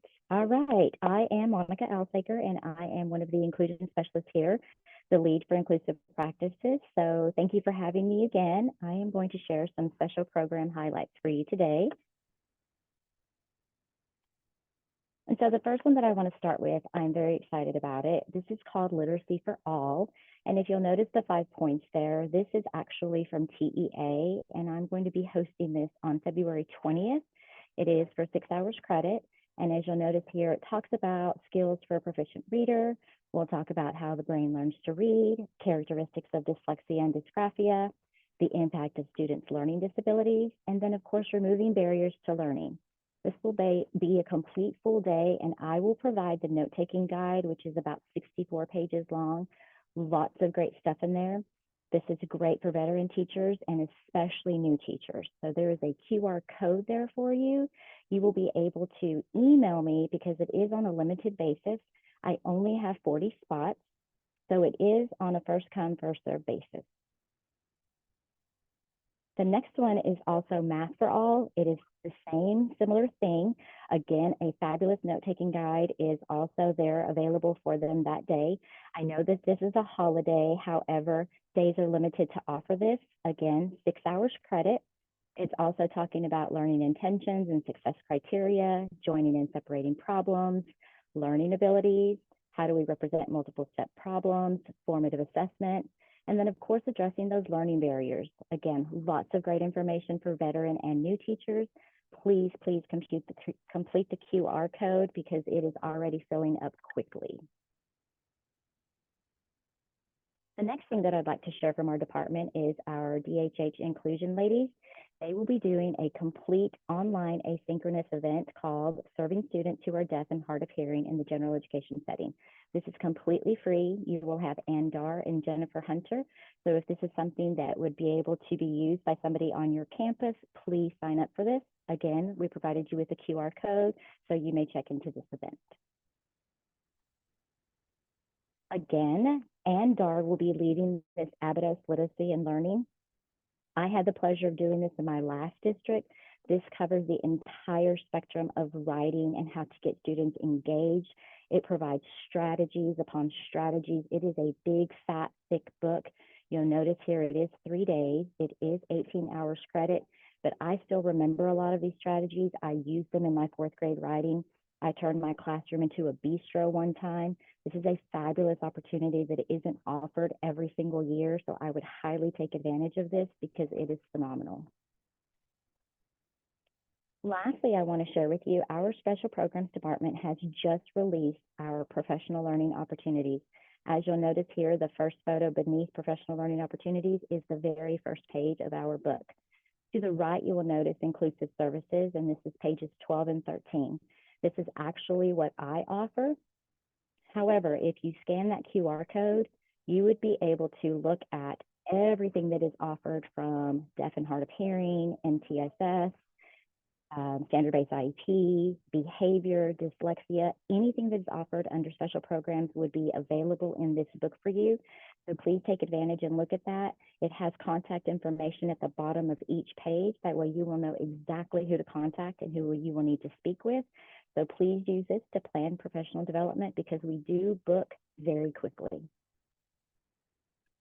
That is all that I have for you. I know that was quick and sudden, but I really thank you for the opportunity. I hope that I will see some of your teachers here at Literacy for All or Math for All, and please reach out to our consultants for any of your needs. Here is my contact information. Again, like Tracy said, if you leave a voicemail, it comes straight to my phone. I get everything instantly to my phone, and I would be more than happy to help. And I still have a few minutes. Are there any questions for me? All right. Thank you again for having me, and I appreciate it. Thank you, Monica. I appreciate you. And I'll be probably jumping in on a few of those just so I can be more supportive in this area. So I appreciate all the resources. Thank you for your time. You're welcome. Okay. Staying in that theme, we have Emily with us, our another consultant here, and she's going to talk about the promoting appropriate behaviors, again, in that kind of early classroom environment. So Emily, I'm going to throw it to you and get you started. All right. Well, good morning. Thank you so much. I'm going to pull up my screen here. Excuse me. It's nice to see everybody this morning. And yeah, thank you, Jackie, for inviting us. And we like to come and have a part and get to see friendly faces. So as Jackie said, so my name is Emily Groomer, and I am the early childhood special education consultant here at the Service Center. So I've been in this role since summer of 21.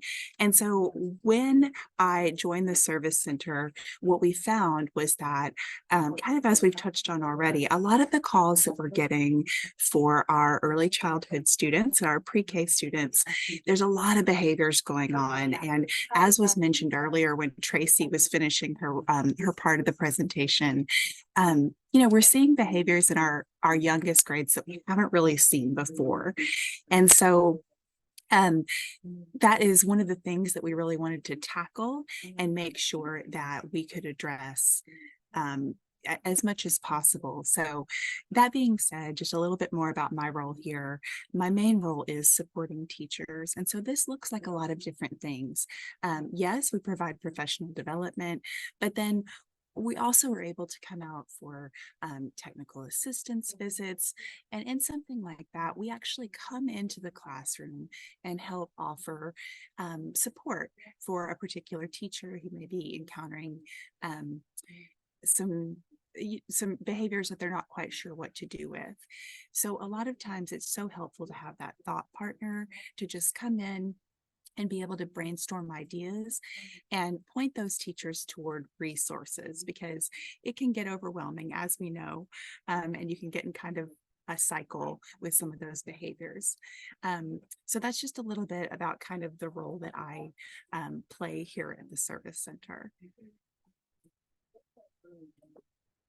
So everything that I do in my work with educators all ties back to our Texas pre-kindergarten guidelines. So we're going to start there in our presentation today.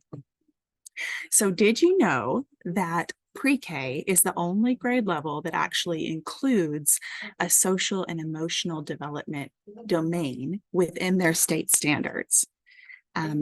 As our students get a little bit older, these pieces are kind of absorbed into some of the social studies elements where they're talking about community building, and also into some mental health pieces.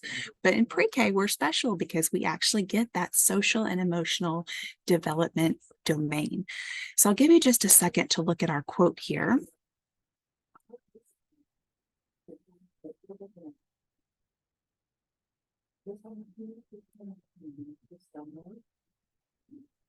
So again, this is a quote directly from our pre-K guidelines, and it's saying that in those pre-K years, in our early childhood years, yes, academics is absolutely something that we want to touch on, but really that social and emotional piece is equally important, if not more so, as students are preparing for their school career.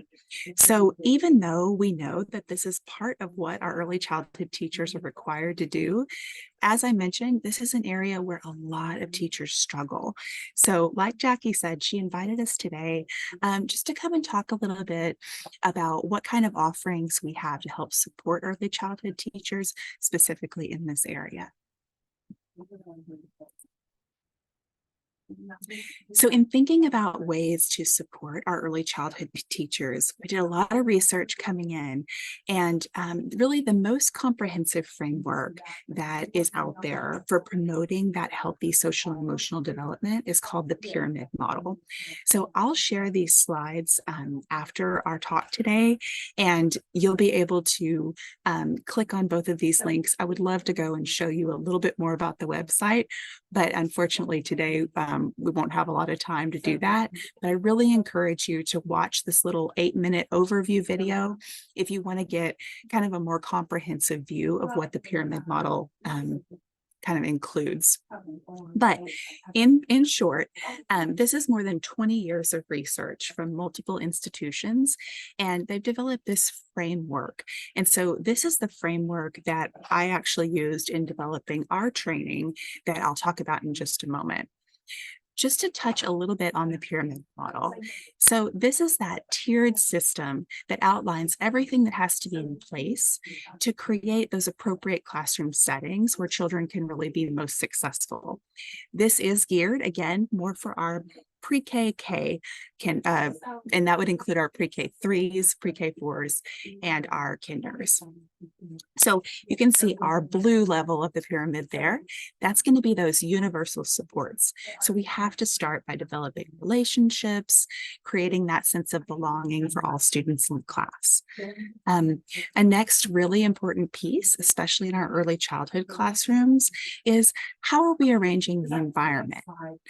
Are we arranging the environment in a way that really promotes understanding and engagement for these little ones that have never been in a school setting before?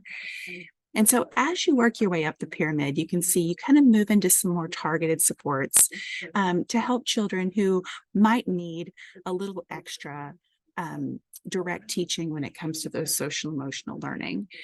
As was mentioned before, I would say that in our post-pandemic world, I think more children are needing some of those more direct supports than perhaps we saw before 2020. So one thing that we see a lot of times when we go out for to help with behavior calls in those early childhood classrooms, we see schools trying to jump to some of those higher levels of behavior management. And really, when we go in to observe and to help, we see that some of the more foundational pieces aren't quite in place. And there's some things that we could address in those more foundational pieces to help set up that positive learning environment. So again, this framework really ensures that we're setting the foundation for success for our young students.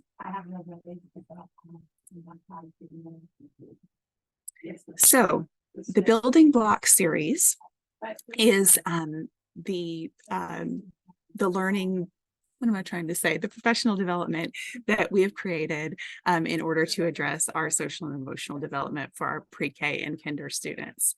So this is using the pyramid model that I mentioned before, and it also connects it directly to our Texas pre-K guidelines. So these sessions, you can see our dates for the spring. We're starting up in January, and these sessions are all virtual. That was the easiest way. Virtual after school time seems to be the time that we can get the most educators in to hear this message and get these resources. So all these sessions are virtual from 4 to 5:30, and these are the spring offerings, but they'll also be offered again in the summer and then again in the fall. We kind of cycle through. So there's no easy fix, right, for challenging behaviors. But again, these sessions would really offer that comprehensive approach to show teachers how you set your students up for success. So just a little bit about the feedback that I've gotten from this. I've had brand new teachers go through this. I've had more seasoned teachers that have gone through it. I've had some special education teachers go through it along with gen ed teachers, and everyone reports that they get something out of these sessions. They really love that there's a lot of built-in resources and visuals that go along with this training. So they walk away with a lot of ready to use resources that are, they're ready to be printed out and used really the next day in their classroom. Each session also has time built in for teachers to collaborate with each other, and they really love that too. They love that opportunity to hear and talk about what's going on in other classrooms. So our January dates are live for these sessions. If you visit our ESC Region 11 calendar. So as Monica said, it's also possible to customize these sessions based on the need of your campus. So if this is something that you see this and you think, oh, wow, I would really like for all my pre-K team to go through this together, I can work with you to set up a more customized professional learning opportunity. So this link, when you get this, will again link to that special programs brochure, and all of the ECSE offerings begin on page 10. So please feel free to reach out directly if you want something customized for your teachers. If it's not listed, I will help you figure out what what training you would want for your group. I know my name says my title has special education in the name. However, my real role is to promote inclusive environments for all pre-K students. And so this is something that's available for your special education early childhood teachers and also for your general education early childhood teachers. And that's all from me. Thank you so much for your time. I've got maybe one more minute if you need to ask me something, and then my email is also there. That's definitely the quickest way to get in touch. Emily, thank you so much. I think you're a first-time joiner, so welcome to Thank the you. roundtables. We appreciate you. I don't see any questions, but I'll look forward to getting your slides and including those in my resource page. So, and for those of you that are new with us, participants that are new with us, I send this recording with a table of resources submitted to me from our meeting. So you can go back and watch the recording and then access those resources for your own kind of learning and sharing. So thank you, Emily. Appreciate you. And kind of in that same vein, then we'll move right over to Michael and Ivy. Sorry, Elizabeth, Dr. Ivy. Please give a big welcome to them as they kind of round out the information. Again, just reminding you in my visits, I heard a lot about student behaviors and the need for help. And I kept hearing Michael's name, so it was good to know that he's out there helping those charters with appropriate behaviors. But I felt it would be nice to have a refresh of this and a share of information. So welcome, Dr. Ivy and Michael. Appreciate you. I'm going to let you take it away. And it's kind of funny you sit out there. Can you guys hear me okay? I'm actually in a car in a parking lot of a school. So You sound Good morning, great. everyone. Good morning. Well, I'm going to start because I'm the first part. I'm short and sweet, and then Michael has quite a bit of information to share. But I am new to my position here at the Service Center, and I am the MTSS team lead. And what I wanted to share this morning was just a brief overview of what MTSS is, because sometimes we still are holding on to some sort of disconnect between RTI, which is what we used to be, and MTSS. And MTSS really is a deliberate planning structure for everything that happens in your school. RTI is something now that hangs under the umbrella of MTSS.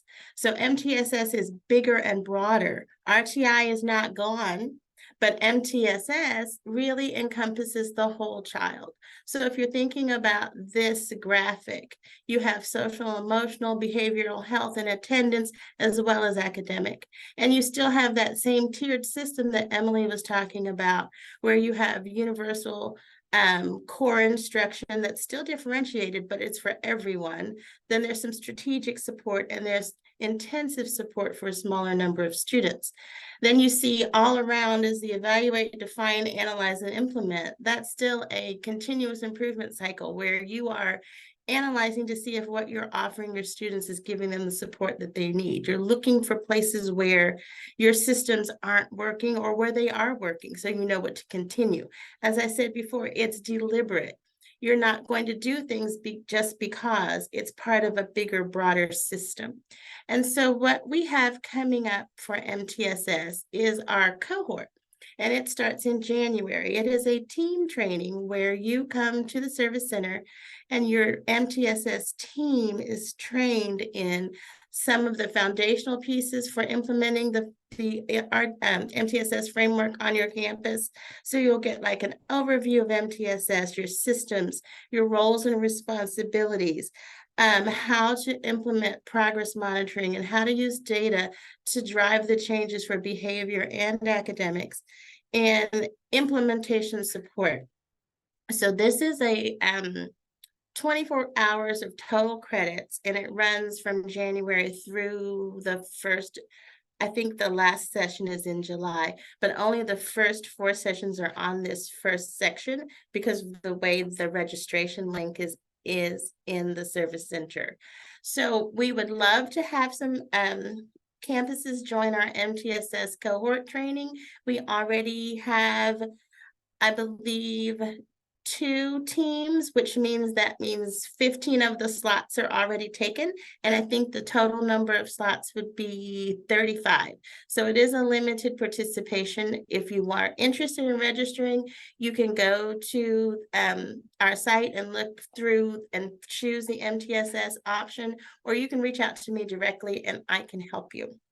Part of MTSS includes behavior, and our MTSS team and the behavior team, we do a lot of foundational work at the tier 1 level, the universal support, and some targeted. And these are some of the offerings that we have for behavior essentials, a classroom management, and think about behavior essentials being understanding the functions of behavior. How does behavior manifest? What do teachers need to understand in order to prevent or manage behaviors that occur in their classroom? Classroom management is structure and systems and how you arrange your room so that you will have fewer behavior problems and students feel safe and comfortable and secure in the learning environment. Then you also have some universal interventions for behavior. PBIS, we still have a regular PBIS overview, even if you don't join the cohort. And then here are some of the enrichment courses for behavior options. Procedures for everything, classroom management before school starts on day 1, setting limits, the why and how, building positive relationships and effective communications, and setting up your classroom, the importance of creating structure and routine. And I can't stress enough how it's MTSS is this big umbrella, but all of the pieces fit together. And so when you are choosing how you're going to set up your classrooms, or your teachers are going to use, what rules they're going to use, or what procedures they're going to use, all of that is part of your MTSS framework in your school. And the more connected and deliberate your choices are, the stronger your systems. And so we'd love to partner with you or offer support, answer questions. Anytime you need an MTSS resource, you're able to reach out to me directly, and I will respond to you either via email or phone. And I think this second part, when we have more of the foundational courses, that is Michael. Yay, me. Yay. I also wanted to say, I love the team training. That's awesome. I love how that encompasses, so everybody's going in the same direction, and we're creating this as a team. So that's a great thing. I love that. Okay, Michael. And I was going to stress the reason why I said, oh, me, because here's the thing. I mean, tier 3 is where we're going to start. I'll talk a little bit about, it's all about individualized, it's about teaching specific skills, but no matter how we want to think about it, we can't really get to tier 3 stuff unless you have a good solid tier 1 and tier 2 system. So, if you see some things lacking in your tier 1, your universal supports, please contact Dr. Ivy and Christy Perkins, and then really work with them. And that is more of a team, like you said, Jackie, a team-based approach, really fixing those fundamental concerns there. Now, tier 3 is not special education. I want to make sure everybody knows that. Tier 3 is all about individualized. This could be students obviously with special education concerns. It also could be trauma, learn maladaptive behaviors, but tier 3 is all about individualizing, and it's about teaching new skills.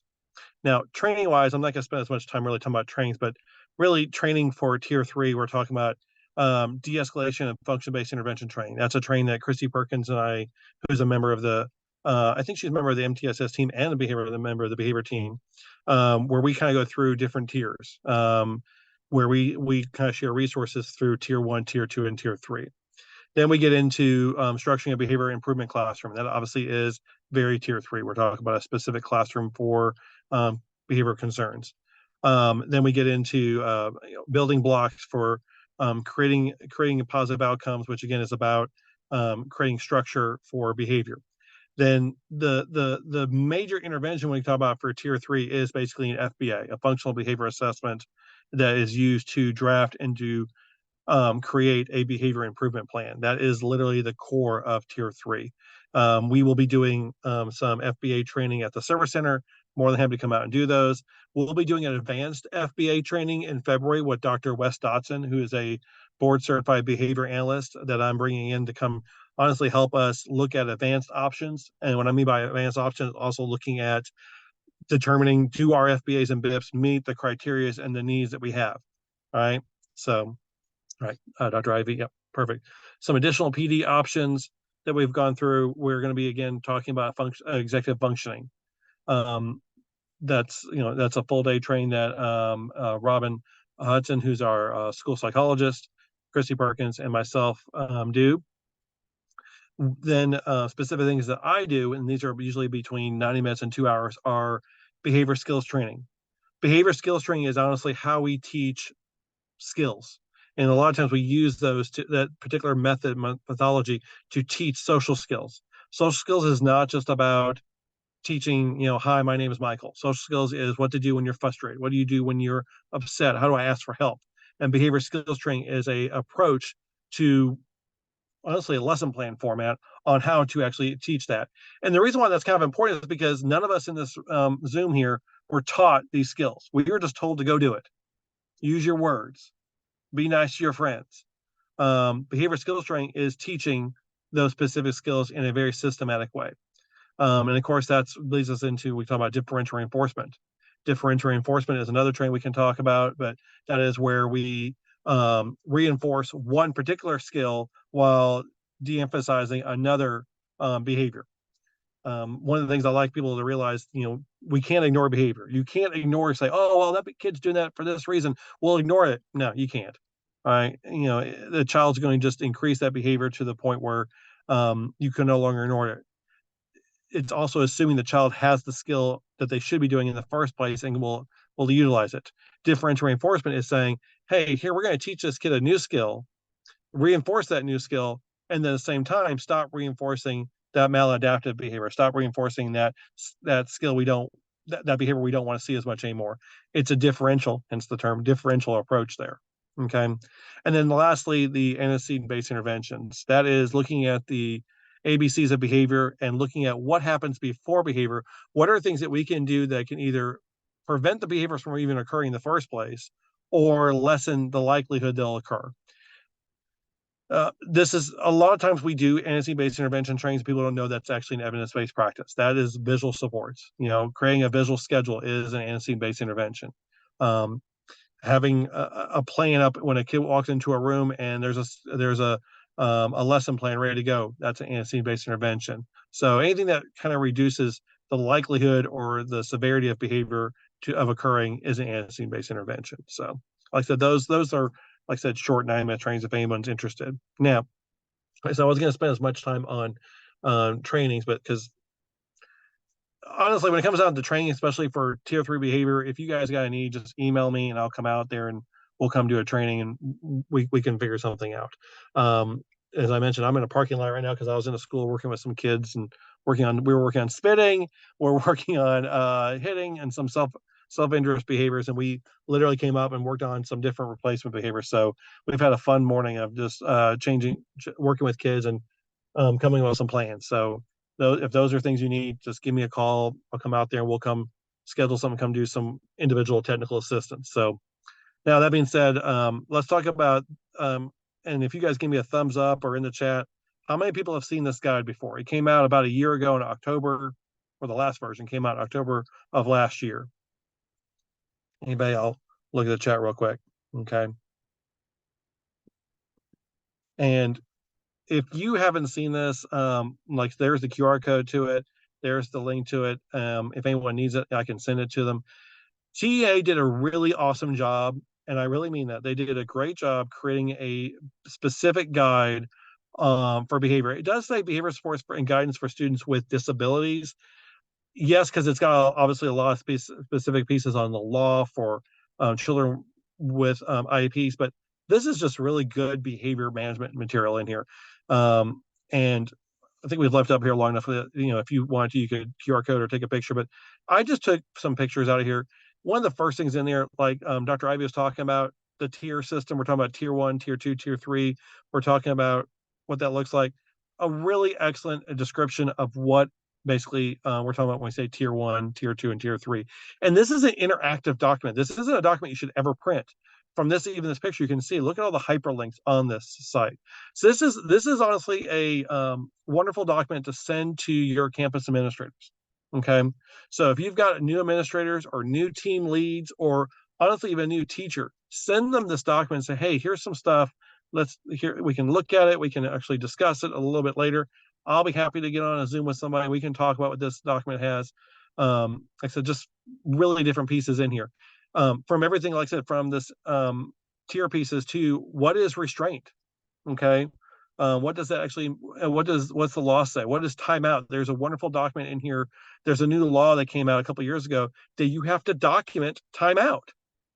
Okay, so if you have a student with an IEP and you're using timeout regularly as part of a behavior management system, you need to be documenting it every single time. All right, and timeout is not just, oh, go sit over there, that's timeout. Timeout is going to take a break. Go do a sensory break. And that's not a bad thing. Everyone's like, oh, we don't use timeout. Timeout is not a bad thing. Timeout is an opportunity to allow a child to calm down, to regain composure. It is a great tool. I'd much rather have a child do that than, run out of a classroom or flip a desk. And the documentation, there's an example documentation in this document of how to document it. It's very, very simple. It's not very complicated at all. So, but I always put that out there because people are like, oh, you got to document timeout? Yes, you have to document timeout if you have a student that are using it regularly, or a student that has an IEP. So, okay, somebody actually put in the chat there. Oh yeah, we can go back to the QR code. Let's go back real quick, Dr. IB, and just kind of show that QR code again. Because honestly, I've known this document so well, I can do it without the visuals. But like I said, please take some time, look at this document. This is also, again, good document to send to your administrators when we're talking about ISS, which is in-school suspension, or OSS, out-of-school suspension, because it defines what that looks like, especially ISS. It's updated as of October of last year, partly because there was some confusing language on ISS, and I worked with TA to make some changes to it, and it's a lot more clear. It gives the specific what counts as ISS, what counts as out of placement. So it talks about, which I just got an email yesterday asking about the 10 days. Do the 10 days start over every single time you have an MDR? No, they do not. It is 10 days is 10 days. So Dr. Ivy, I showed Dr. Ivy that question yesterday as well. So we got some questions real quick here. Oh, someone got it. Excellent. Okay, cool. Yep. It's a great document. Definitely keeping our document. So I just put just a couple things. Again, to give an example for a brand new teacher, what exactly some good classroom observations are, defining your classroom spaces. So, so next page. Like I said, this is just a very rich document, and it's kind of funny, isn't it? It's like it's 2022 when this document came out. It's like we could have used this. I wish as a behavior specialist I had this document 15, 20 years ago. So it's like I love this document. Like I said, just as you can see, lots of different information on there. It goes through the crisis phase. I only showed the first one, but the next page actually goes through the next pieces of the crisis phase. Functions of behavior, which if you saw my title, I'm a BCBA, which is a board certified behavior analyst, which really means that two things. I love behavior and I love data. So, and when we talk about behavior, we talk about functions. There's really only two functions of behavior. That's it. So if you've heard people talk about different kinds of functions, there's only two reasons why everybody on the Zoom, every kid, everyone do things. It's either to get something or to get out of something. So you can see on this one page how, even with TAs literally saying, hey, yeah, there's only two functions. Either it's to get something or to get out of something. And I always push back against people who say, oh, the function sensory. No, sensory either means I want more sensory, I want less sensory. More attention or less attention. So as you can see from this document, we're talking about the same thing here. And it gives, again, look at that on the bottom there. It says best practice tips. So it's got a lot of good information in there, and then links throughout the state and through the nation. Okay. All right. This is probably one of my favorite pages in here, and this goes for you guys that are working in the special education field, and you're working with teachers that are creating behavior intervention plans. This is the one slide that or page from the document that you should be sending to every single person that writes behavior plans or at least behavior goals. if you look at this behavior goal, it talks about not trying to prevent behavior, but let's actually teach a kid something. Okay. One of the things that I'm on a mission on is to get us to stop writing goals that say things like Johnny will reduce hitting others from 3 times per day to 5, or 5 times per day to 3 times per day, or he'll reduce elopement out of the classroom from blank percentage to blank percentage. Or one I've been using quite a lot is, we'll reduce hair pulling. Well, I can take over anybody's classroom and I can get hair pulling down to 0 because I have nothing to pull. Okay, see, nothing, no hair up there. So that should just be the outcome of your behavior, not the goal. The goal should be, hey, instead of pulling hair, like I was working with a kid today who's spitting, the goal is not to get him to stop spitting. The goal is to get him to do something the same reason. He's spitting to get a sensory input. This was actually to obtain more sensory. He wanted to play with the spit. So we literally worked with this kid just a little bit ago, 20 minutes ago, to get him a spray bottle. And he's over there playing with the spray bottle. And now he's actually asking for spray. He is like ecstatic. This is like the best thing ever. No more spitting. The goal wasn't to get him to stop spitting. The goal is to say, I want a spray bottle. I want to play with water. That was the goal. So if you look at the goal here on this page, it says, and I'll just read the behavior part. John will either work on an assignment, desired behavior, I want to do more work, or use a replacement behavior, request a break, staff assistance on assignment, or an alternative assignment. So that's our goal. And the great thing about that goal there is there's only 3 things that can happen. It's easy to take data. Either he has some type of behavior episode, right? He either does his work, or he requested some type of replacement behavior. That's it. 3 things. 1, 2, 3. Sometimes we make data way too hard on for people, where they're having to track, how many times a kid hits. I don't really care how many times a kid hits. I mean, hitting 1 time is too much, right? That's a simple thing. So right here, the data is either he did his work, which is amazing. Okay, he did his work, great. Wouldn't that be great data to take back to an ARD meeting? Hey, this kid was hitting, 3 times per day, but by the end of next year, look, he's decreased hitting to 0, but he's also increased the amount of times he does his work. So we can actually graph that on 3 different graphs, like increasing work, increase the amount of times he asked for replacement behavior, and decrease the amount of maladaptive behavior he did. So like I said, you can tell how much I love that. And I'm not trying to throw stones at glass houses either, because I can show you tons of BIPs I wrote that all do not look like this. This is not how I was trained on how to do this. It was all about trying to write goals to prevent problem behavior. All right. So like I said, lastly, there's just some other pieces in here, best practice tips, state law examples. There's a fidelity of implementation. So Jackie, I don't know how many people are here are admin or supervisors or district, principals and stuff. I would say the majority. Then this is actually really helpful for you guys. This is a page inside that document that's called fidelity of implementation. How do you know that this BIP is actually being in place? And this, unfortunately, as the administrator, I worked with an administrator actually at a charter school, and she's like, well, I don't know very much about BIPs. I go, you are signing off saying the BIP is going to get done. If you are the administrator in that ARD meeting, if you're the administrator of the campus, your whole reason for being there is saying, you know what, I'm going to ensure that whatever's in this BIP, we're going to have all the materials ready. We're going to have everyone's going to have what they need, and I'm going to ensure, as the administrator, that the teacher is going to be doing these things. The old phrase, "The buck stops with you." It does. You're the administrator. Okay. The great thing about this fidelity of implementation, it actually gives you an example of, when you go do a walkthrough in a classroom, you would write the materials from the BIP. And the example for this example is this student has access to preferred seating near a staff member. Yes, no, or NA. Student has access to OT provide sensory items. These are all items from that particular kid's behavior plan. The visual schedule is reviewed with the student. These are things, as you do your walkthroughs, you can either go yes, no, or not available. Even my own child, who is an 11th grader at a public school, he had a part of his accommodations. He didn't have a BIP, but part of his accommodations was preferential seating. And you ask him, he's in high school, you ask him, Caden, are you getting this? No, I'm not. Talk to his teachers. No, he's not. I'm like, okay, then, that's a no. That's a problem. And like I said, the interesting thing with that was like that was conversation, does he need it? You know, and that even gets you into when you have your conversations with your art committees and stuff, you don't need to be, you shouldn't be circling every single thing on your accommodations and your materials. We don't need everything checked.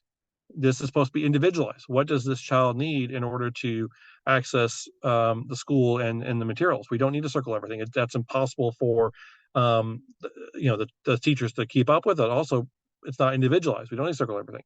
So this is good to determine really, is this being done? And also conversations with teachers before art. Do we need all these certain things? So, all right, thank you. You're right, Ivy. I'm taking too much time. So there is our beautiful pictures. So, and as I mentioned, Christy and Robin are not here. Christy is one of our special ed specialists. Robin is our evaluation specialist. She's a school psychologist. Dr. Ivy is obviously our team lead for MTSS, and that's me at the end there.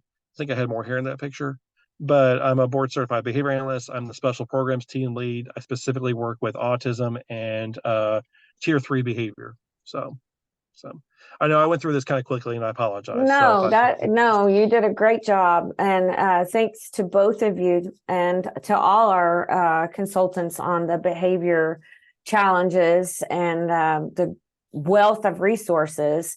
That's why I record these and send the resource page out so that our charter leaders can kind of swim through it and marinate in the information that's given.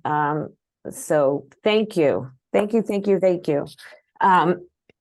You guys asked for some solutions, and so hopefully you've got something today. I do want to share one thing. I had to skip my little presentation, and this is my challenge. So now y'all get to see how good I am at technology. Okay, can you see my screen that says coming soon? Perfect. Yay. Let me get that going. So one of the things, when I met with my charter advisory board, one of the things we talked about was a thing called EdCamp.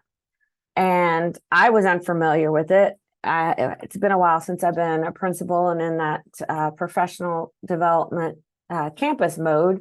And and this I think was fairly new. When I say fairly new, since 2010, I believe. But it was suggested that maybe we try this for face-to-face meetings in the spring. And so I kind of did some research and I put some slides together. Now this is the real challenging part. So I'm thinking about adding this to our charter sessions, not taking away from the charter roundtables, because the roundtable serves the purpose of kind of superficial, getting the information and then getting you some resources then to connect to the consultants or the outside resources. And so this would be more participant driven. So let me see, hopefully you can hear. So I love this quote, alone we can do so little, together we can do so much. And so this is oh, you can't see it, can you? Can you hear this? Can you hear the video? No, not really. Dang it. I think there's a button I'm supposed to push on the Zoom, but I am going to make it real loud. No. They think, what will I get out of Hear it? it now? Or will this be relevant to me? Traditional sit and get PD is often delivered by an expert, lacks peer interaction, and doesn't discuss implications on practice. EdCamp is an innovative unconference model for professional learning that is discussion-based and completely driven by participants, so that educators can engage in the areas in which they want to gain and contribute knowledge. At EdCamp, what you're going to see, experience, and feel is the connection with other educators. Any educator can organize and attend an ed camp. Over 3,000 have taken place across all 50 states since 2010. To ensure that every ed camp delivers an authentic experience, they are designed based on 5 tenets: free and open to all educators. Ed camps are designed to expand professional learning communities by encouraging educator participation across schools and districts. That's why ed camps never charge a fee and are open to educators of all levels, subjects, and schools. Participant driven. Ed camps give educators voice and choice by engaging them in hands-on learning around topics suggested by the participants in the room. Topics are collected and collated to build consensus, then used to create the session board. This represents the space where educators can personalize their own learning. Once the session board is built, participants choose which sessions they want to attend. Experience, not experts. Ed camps encourage conversations, not planned presentations. Participants facilitate small group discussions by sharing knowledge and experiences with one another instead of listening to an expert lecture. Everyone gets a chance to be heard. Rule of 2 feet. Ed camps invite participants to find sessions that meet their needs to maximize learning. If a session is not resonating, we encourage them to move on to another session that will. Participants have the autonomy to get up and choose their learning. It's completely democratized. For online ed camps, we call it the rule of 2 clicks because your fingers do the walking. Vendor free. Vendors are not permitted to attend ed camps so that educators don't feel pressured to purchase goods or services that they don't need or find irrelevant. Every ed camp is unique. The power of each event resides in its participants. They reflect the community and the people who show up. If you're ready to learn, share, and connect, we want you to join us. At Ed Camp, the most important person is you. Find an Ed Camp near you. Okay. Sorry about all that. Can you hear me? Register today. Let me close that.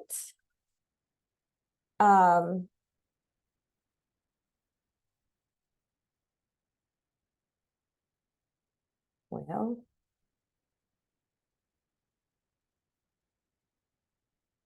can y'all see? Probably not.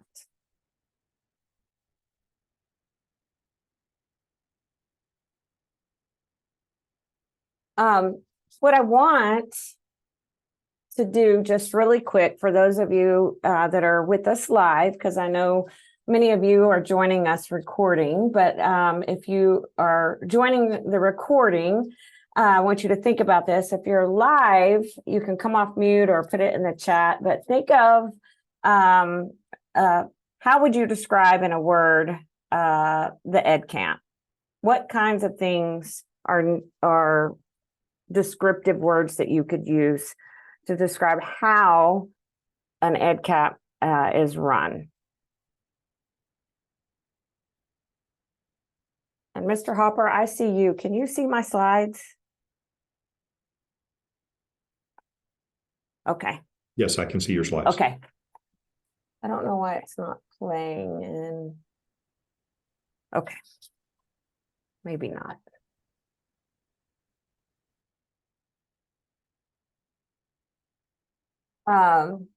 And since most of us are not with us live, let me help you out. So here are some words.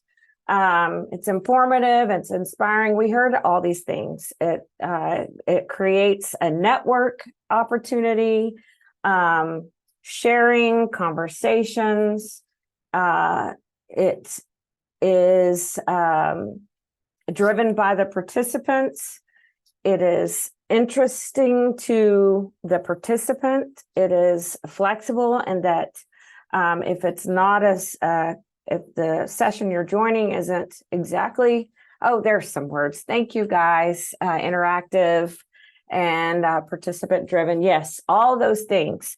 And so what I want to pose is, why would ed camps for ESC, or why do ed camps for ESC Region 11 charter leaders?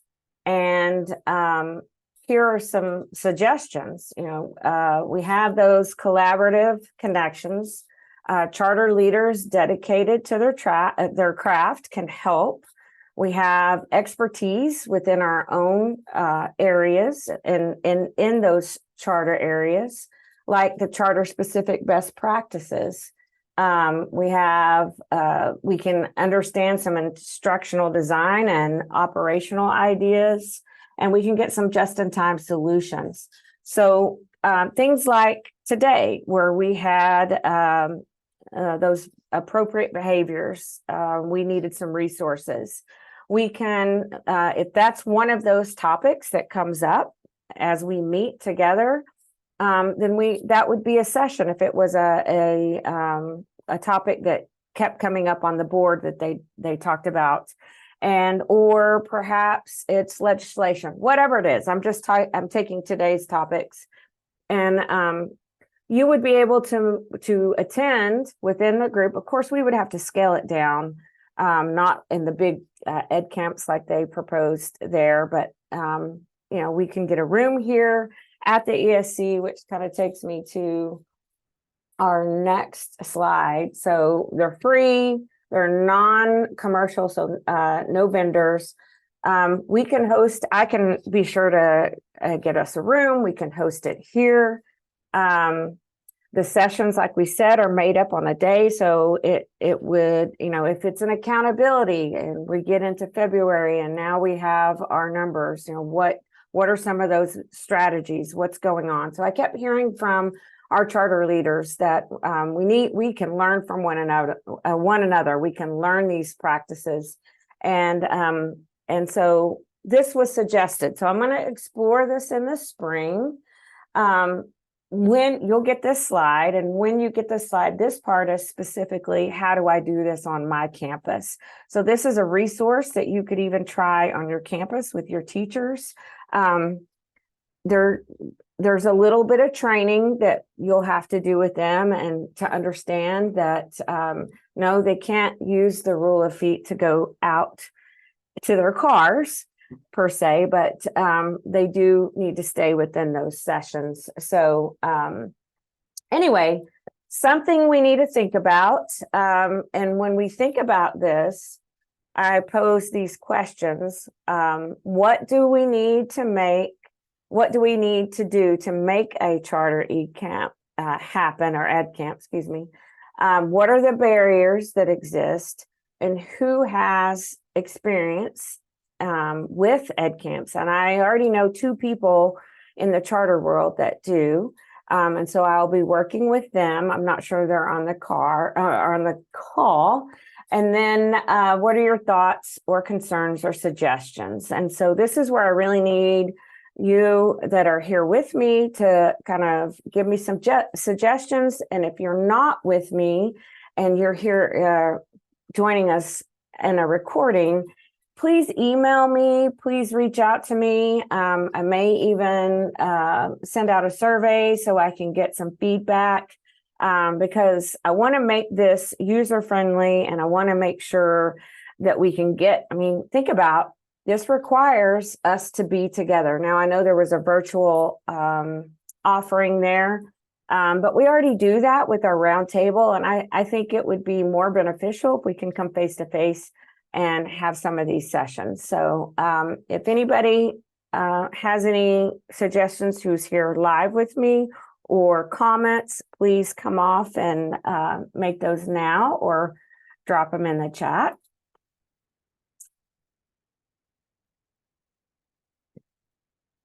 I know Jofie's driving. She's one of my resident experts.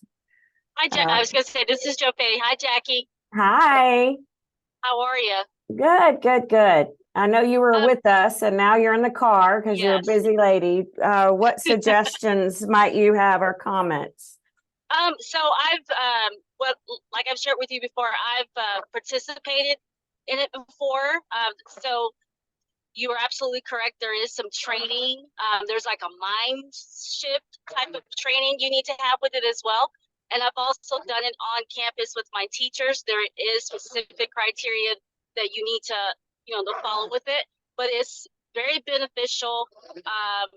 It was probably one of the best PDs I've ever been a part of and or orchestrated, because it was all about real-time solutions to things that were going on. So I really think it could be something that's really beneficial. Thank you for that. And I know some of our other peers express that too, and that having the ability to network on solutions to common challenges. And so I just wanted to kind of put that out in the universe. And I will share this this PowerPoint. And there are 2 videos. They're part of the pictures. So you'll have to click on the picture to access it. All of this is from, I have the resource noted there. I'll have to find it, but let me find it. Digital Promise is the resource that I pulled.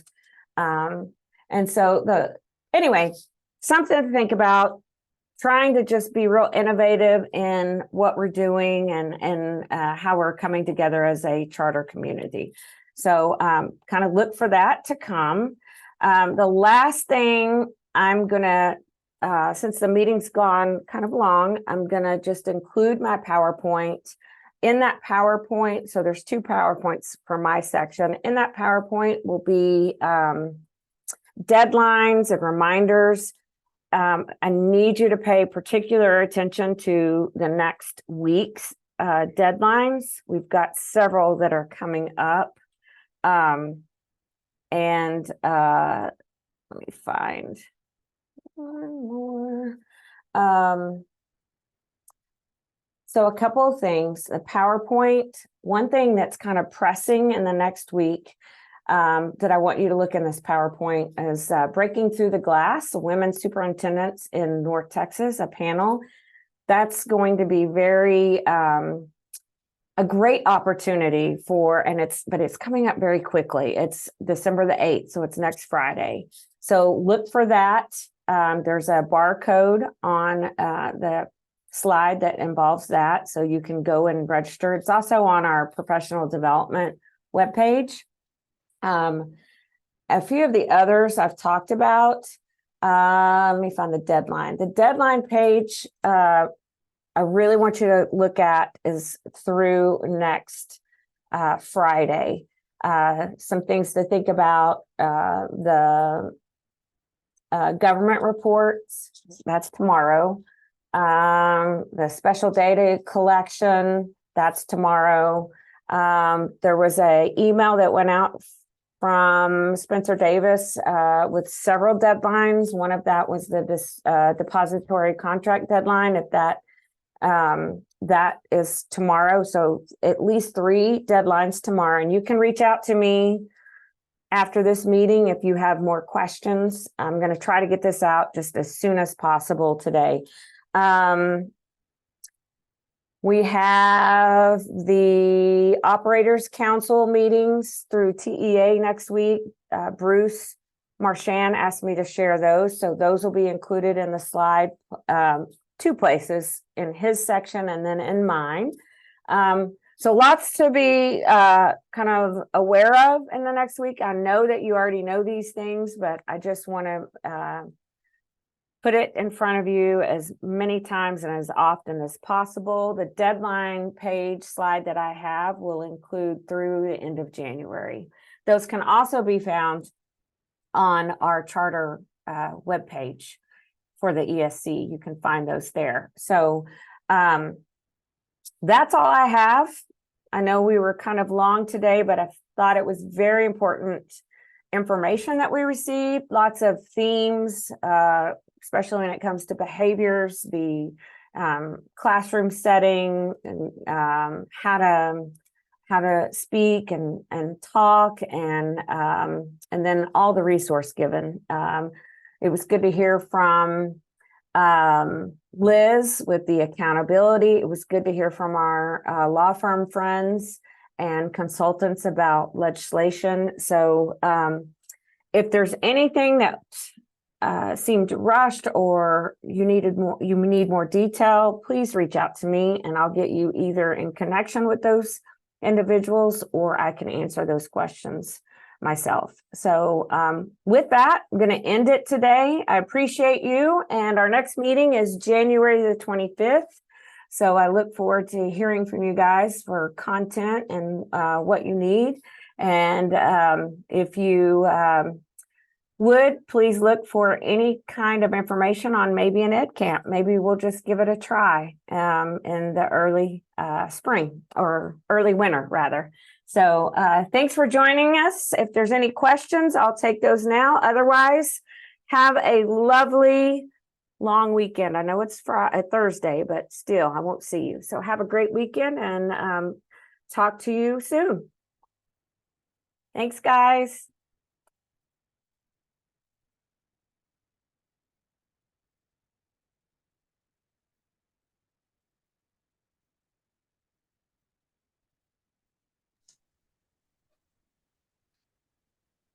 Are you coming to see me? I On am. Monday? I am Monday. Yes, sir.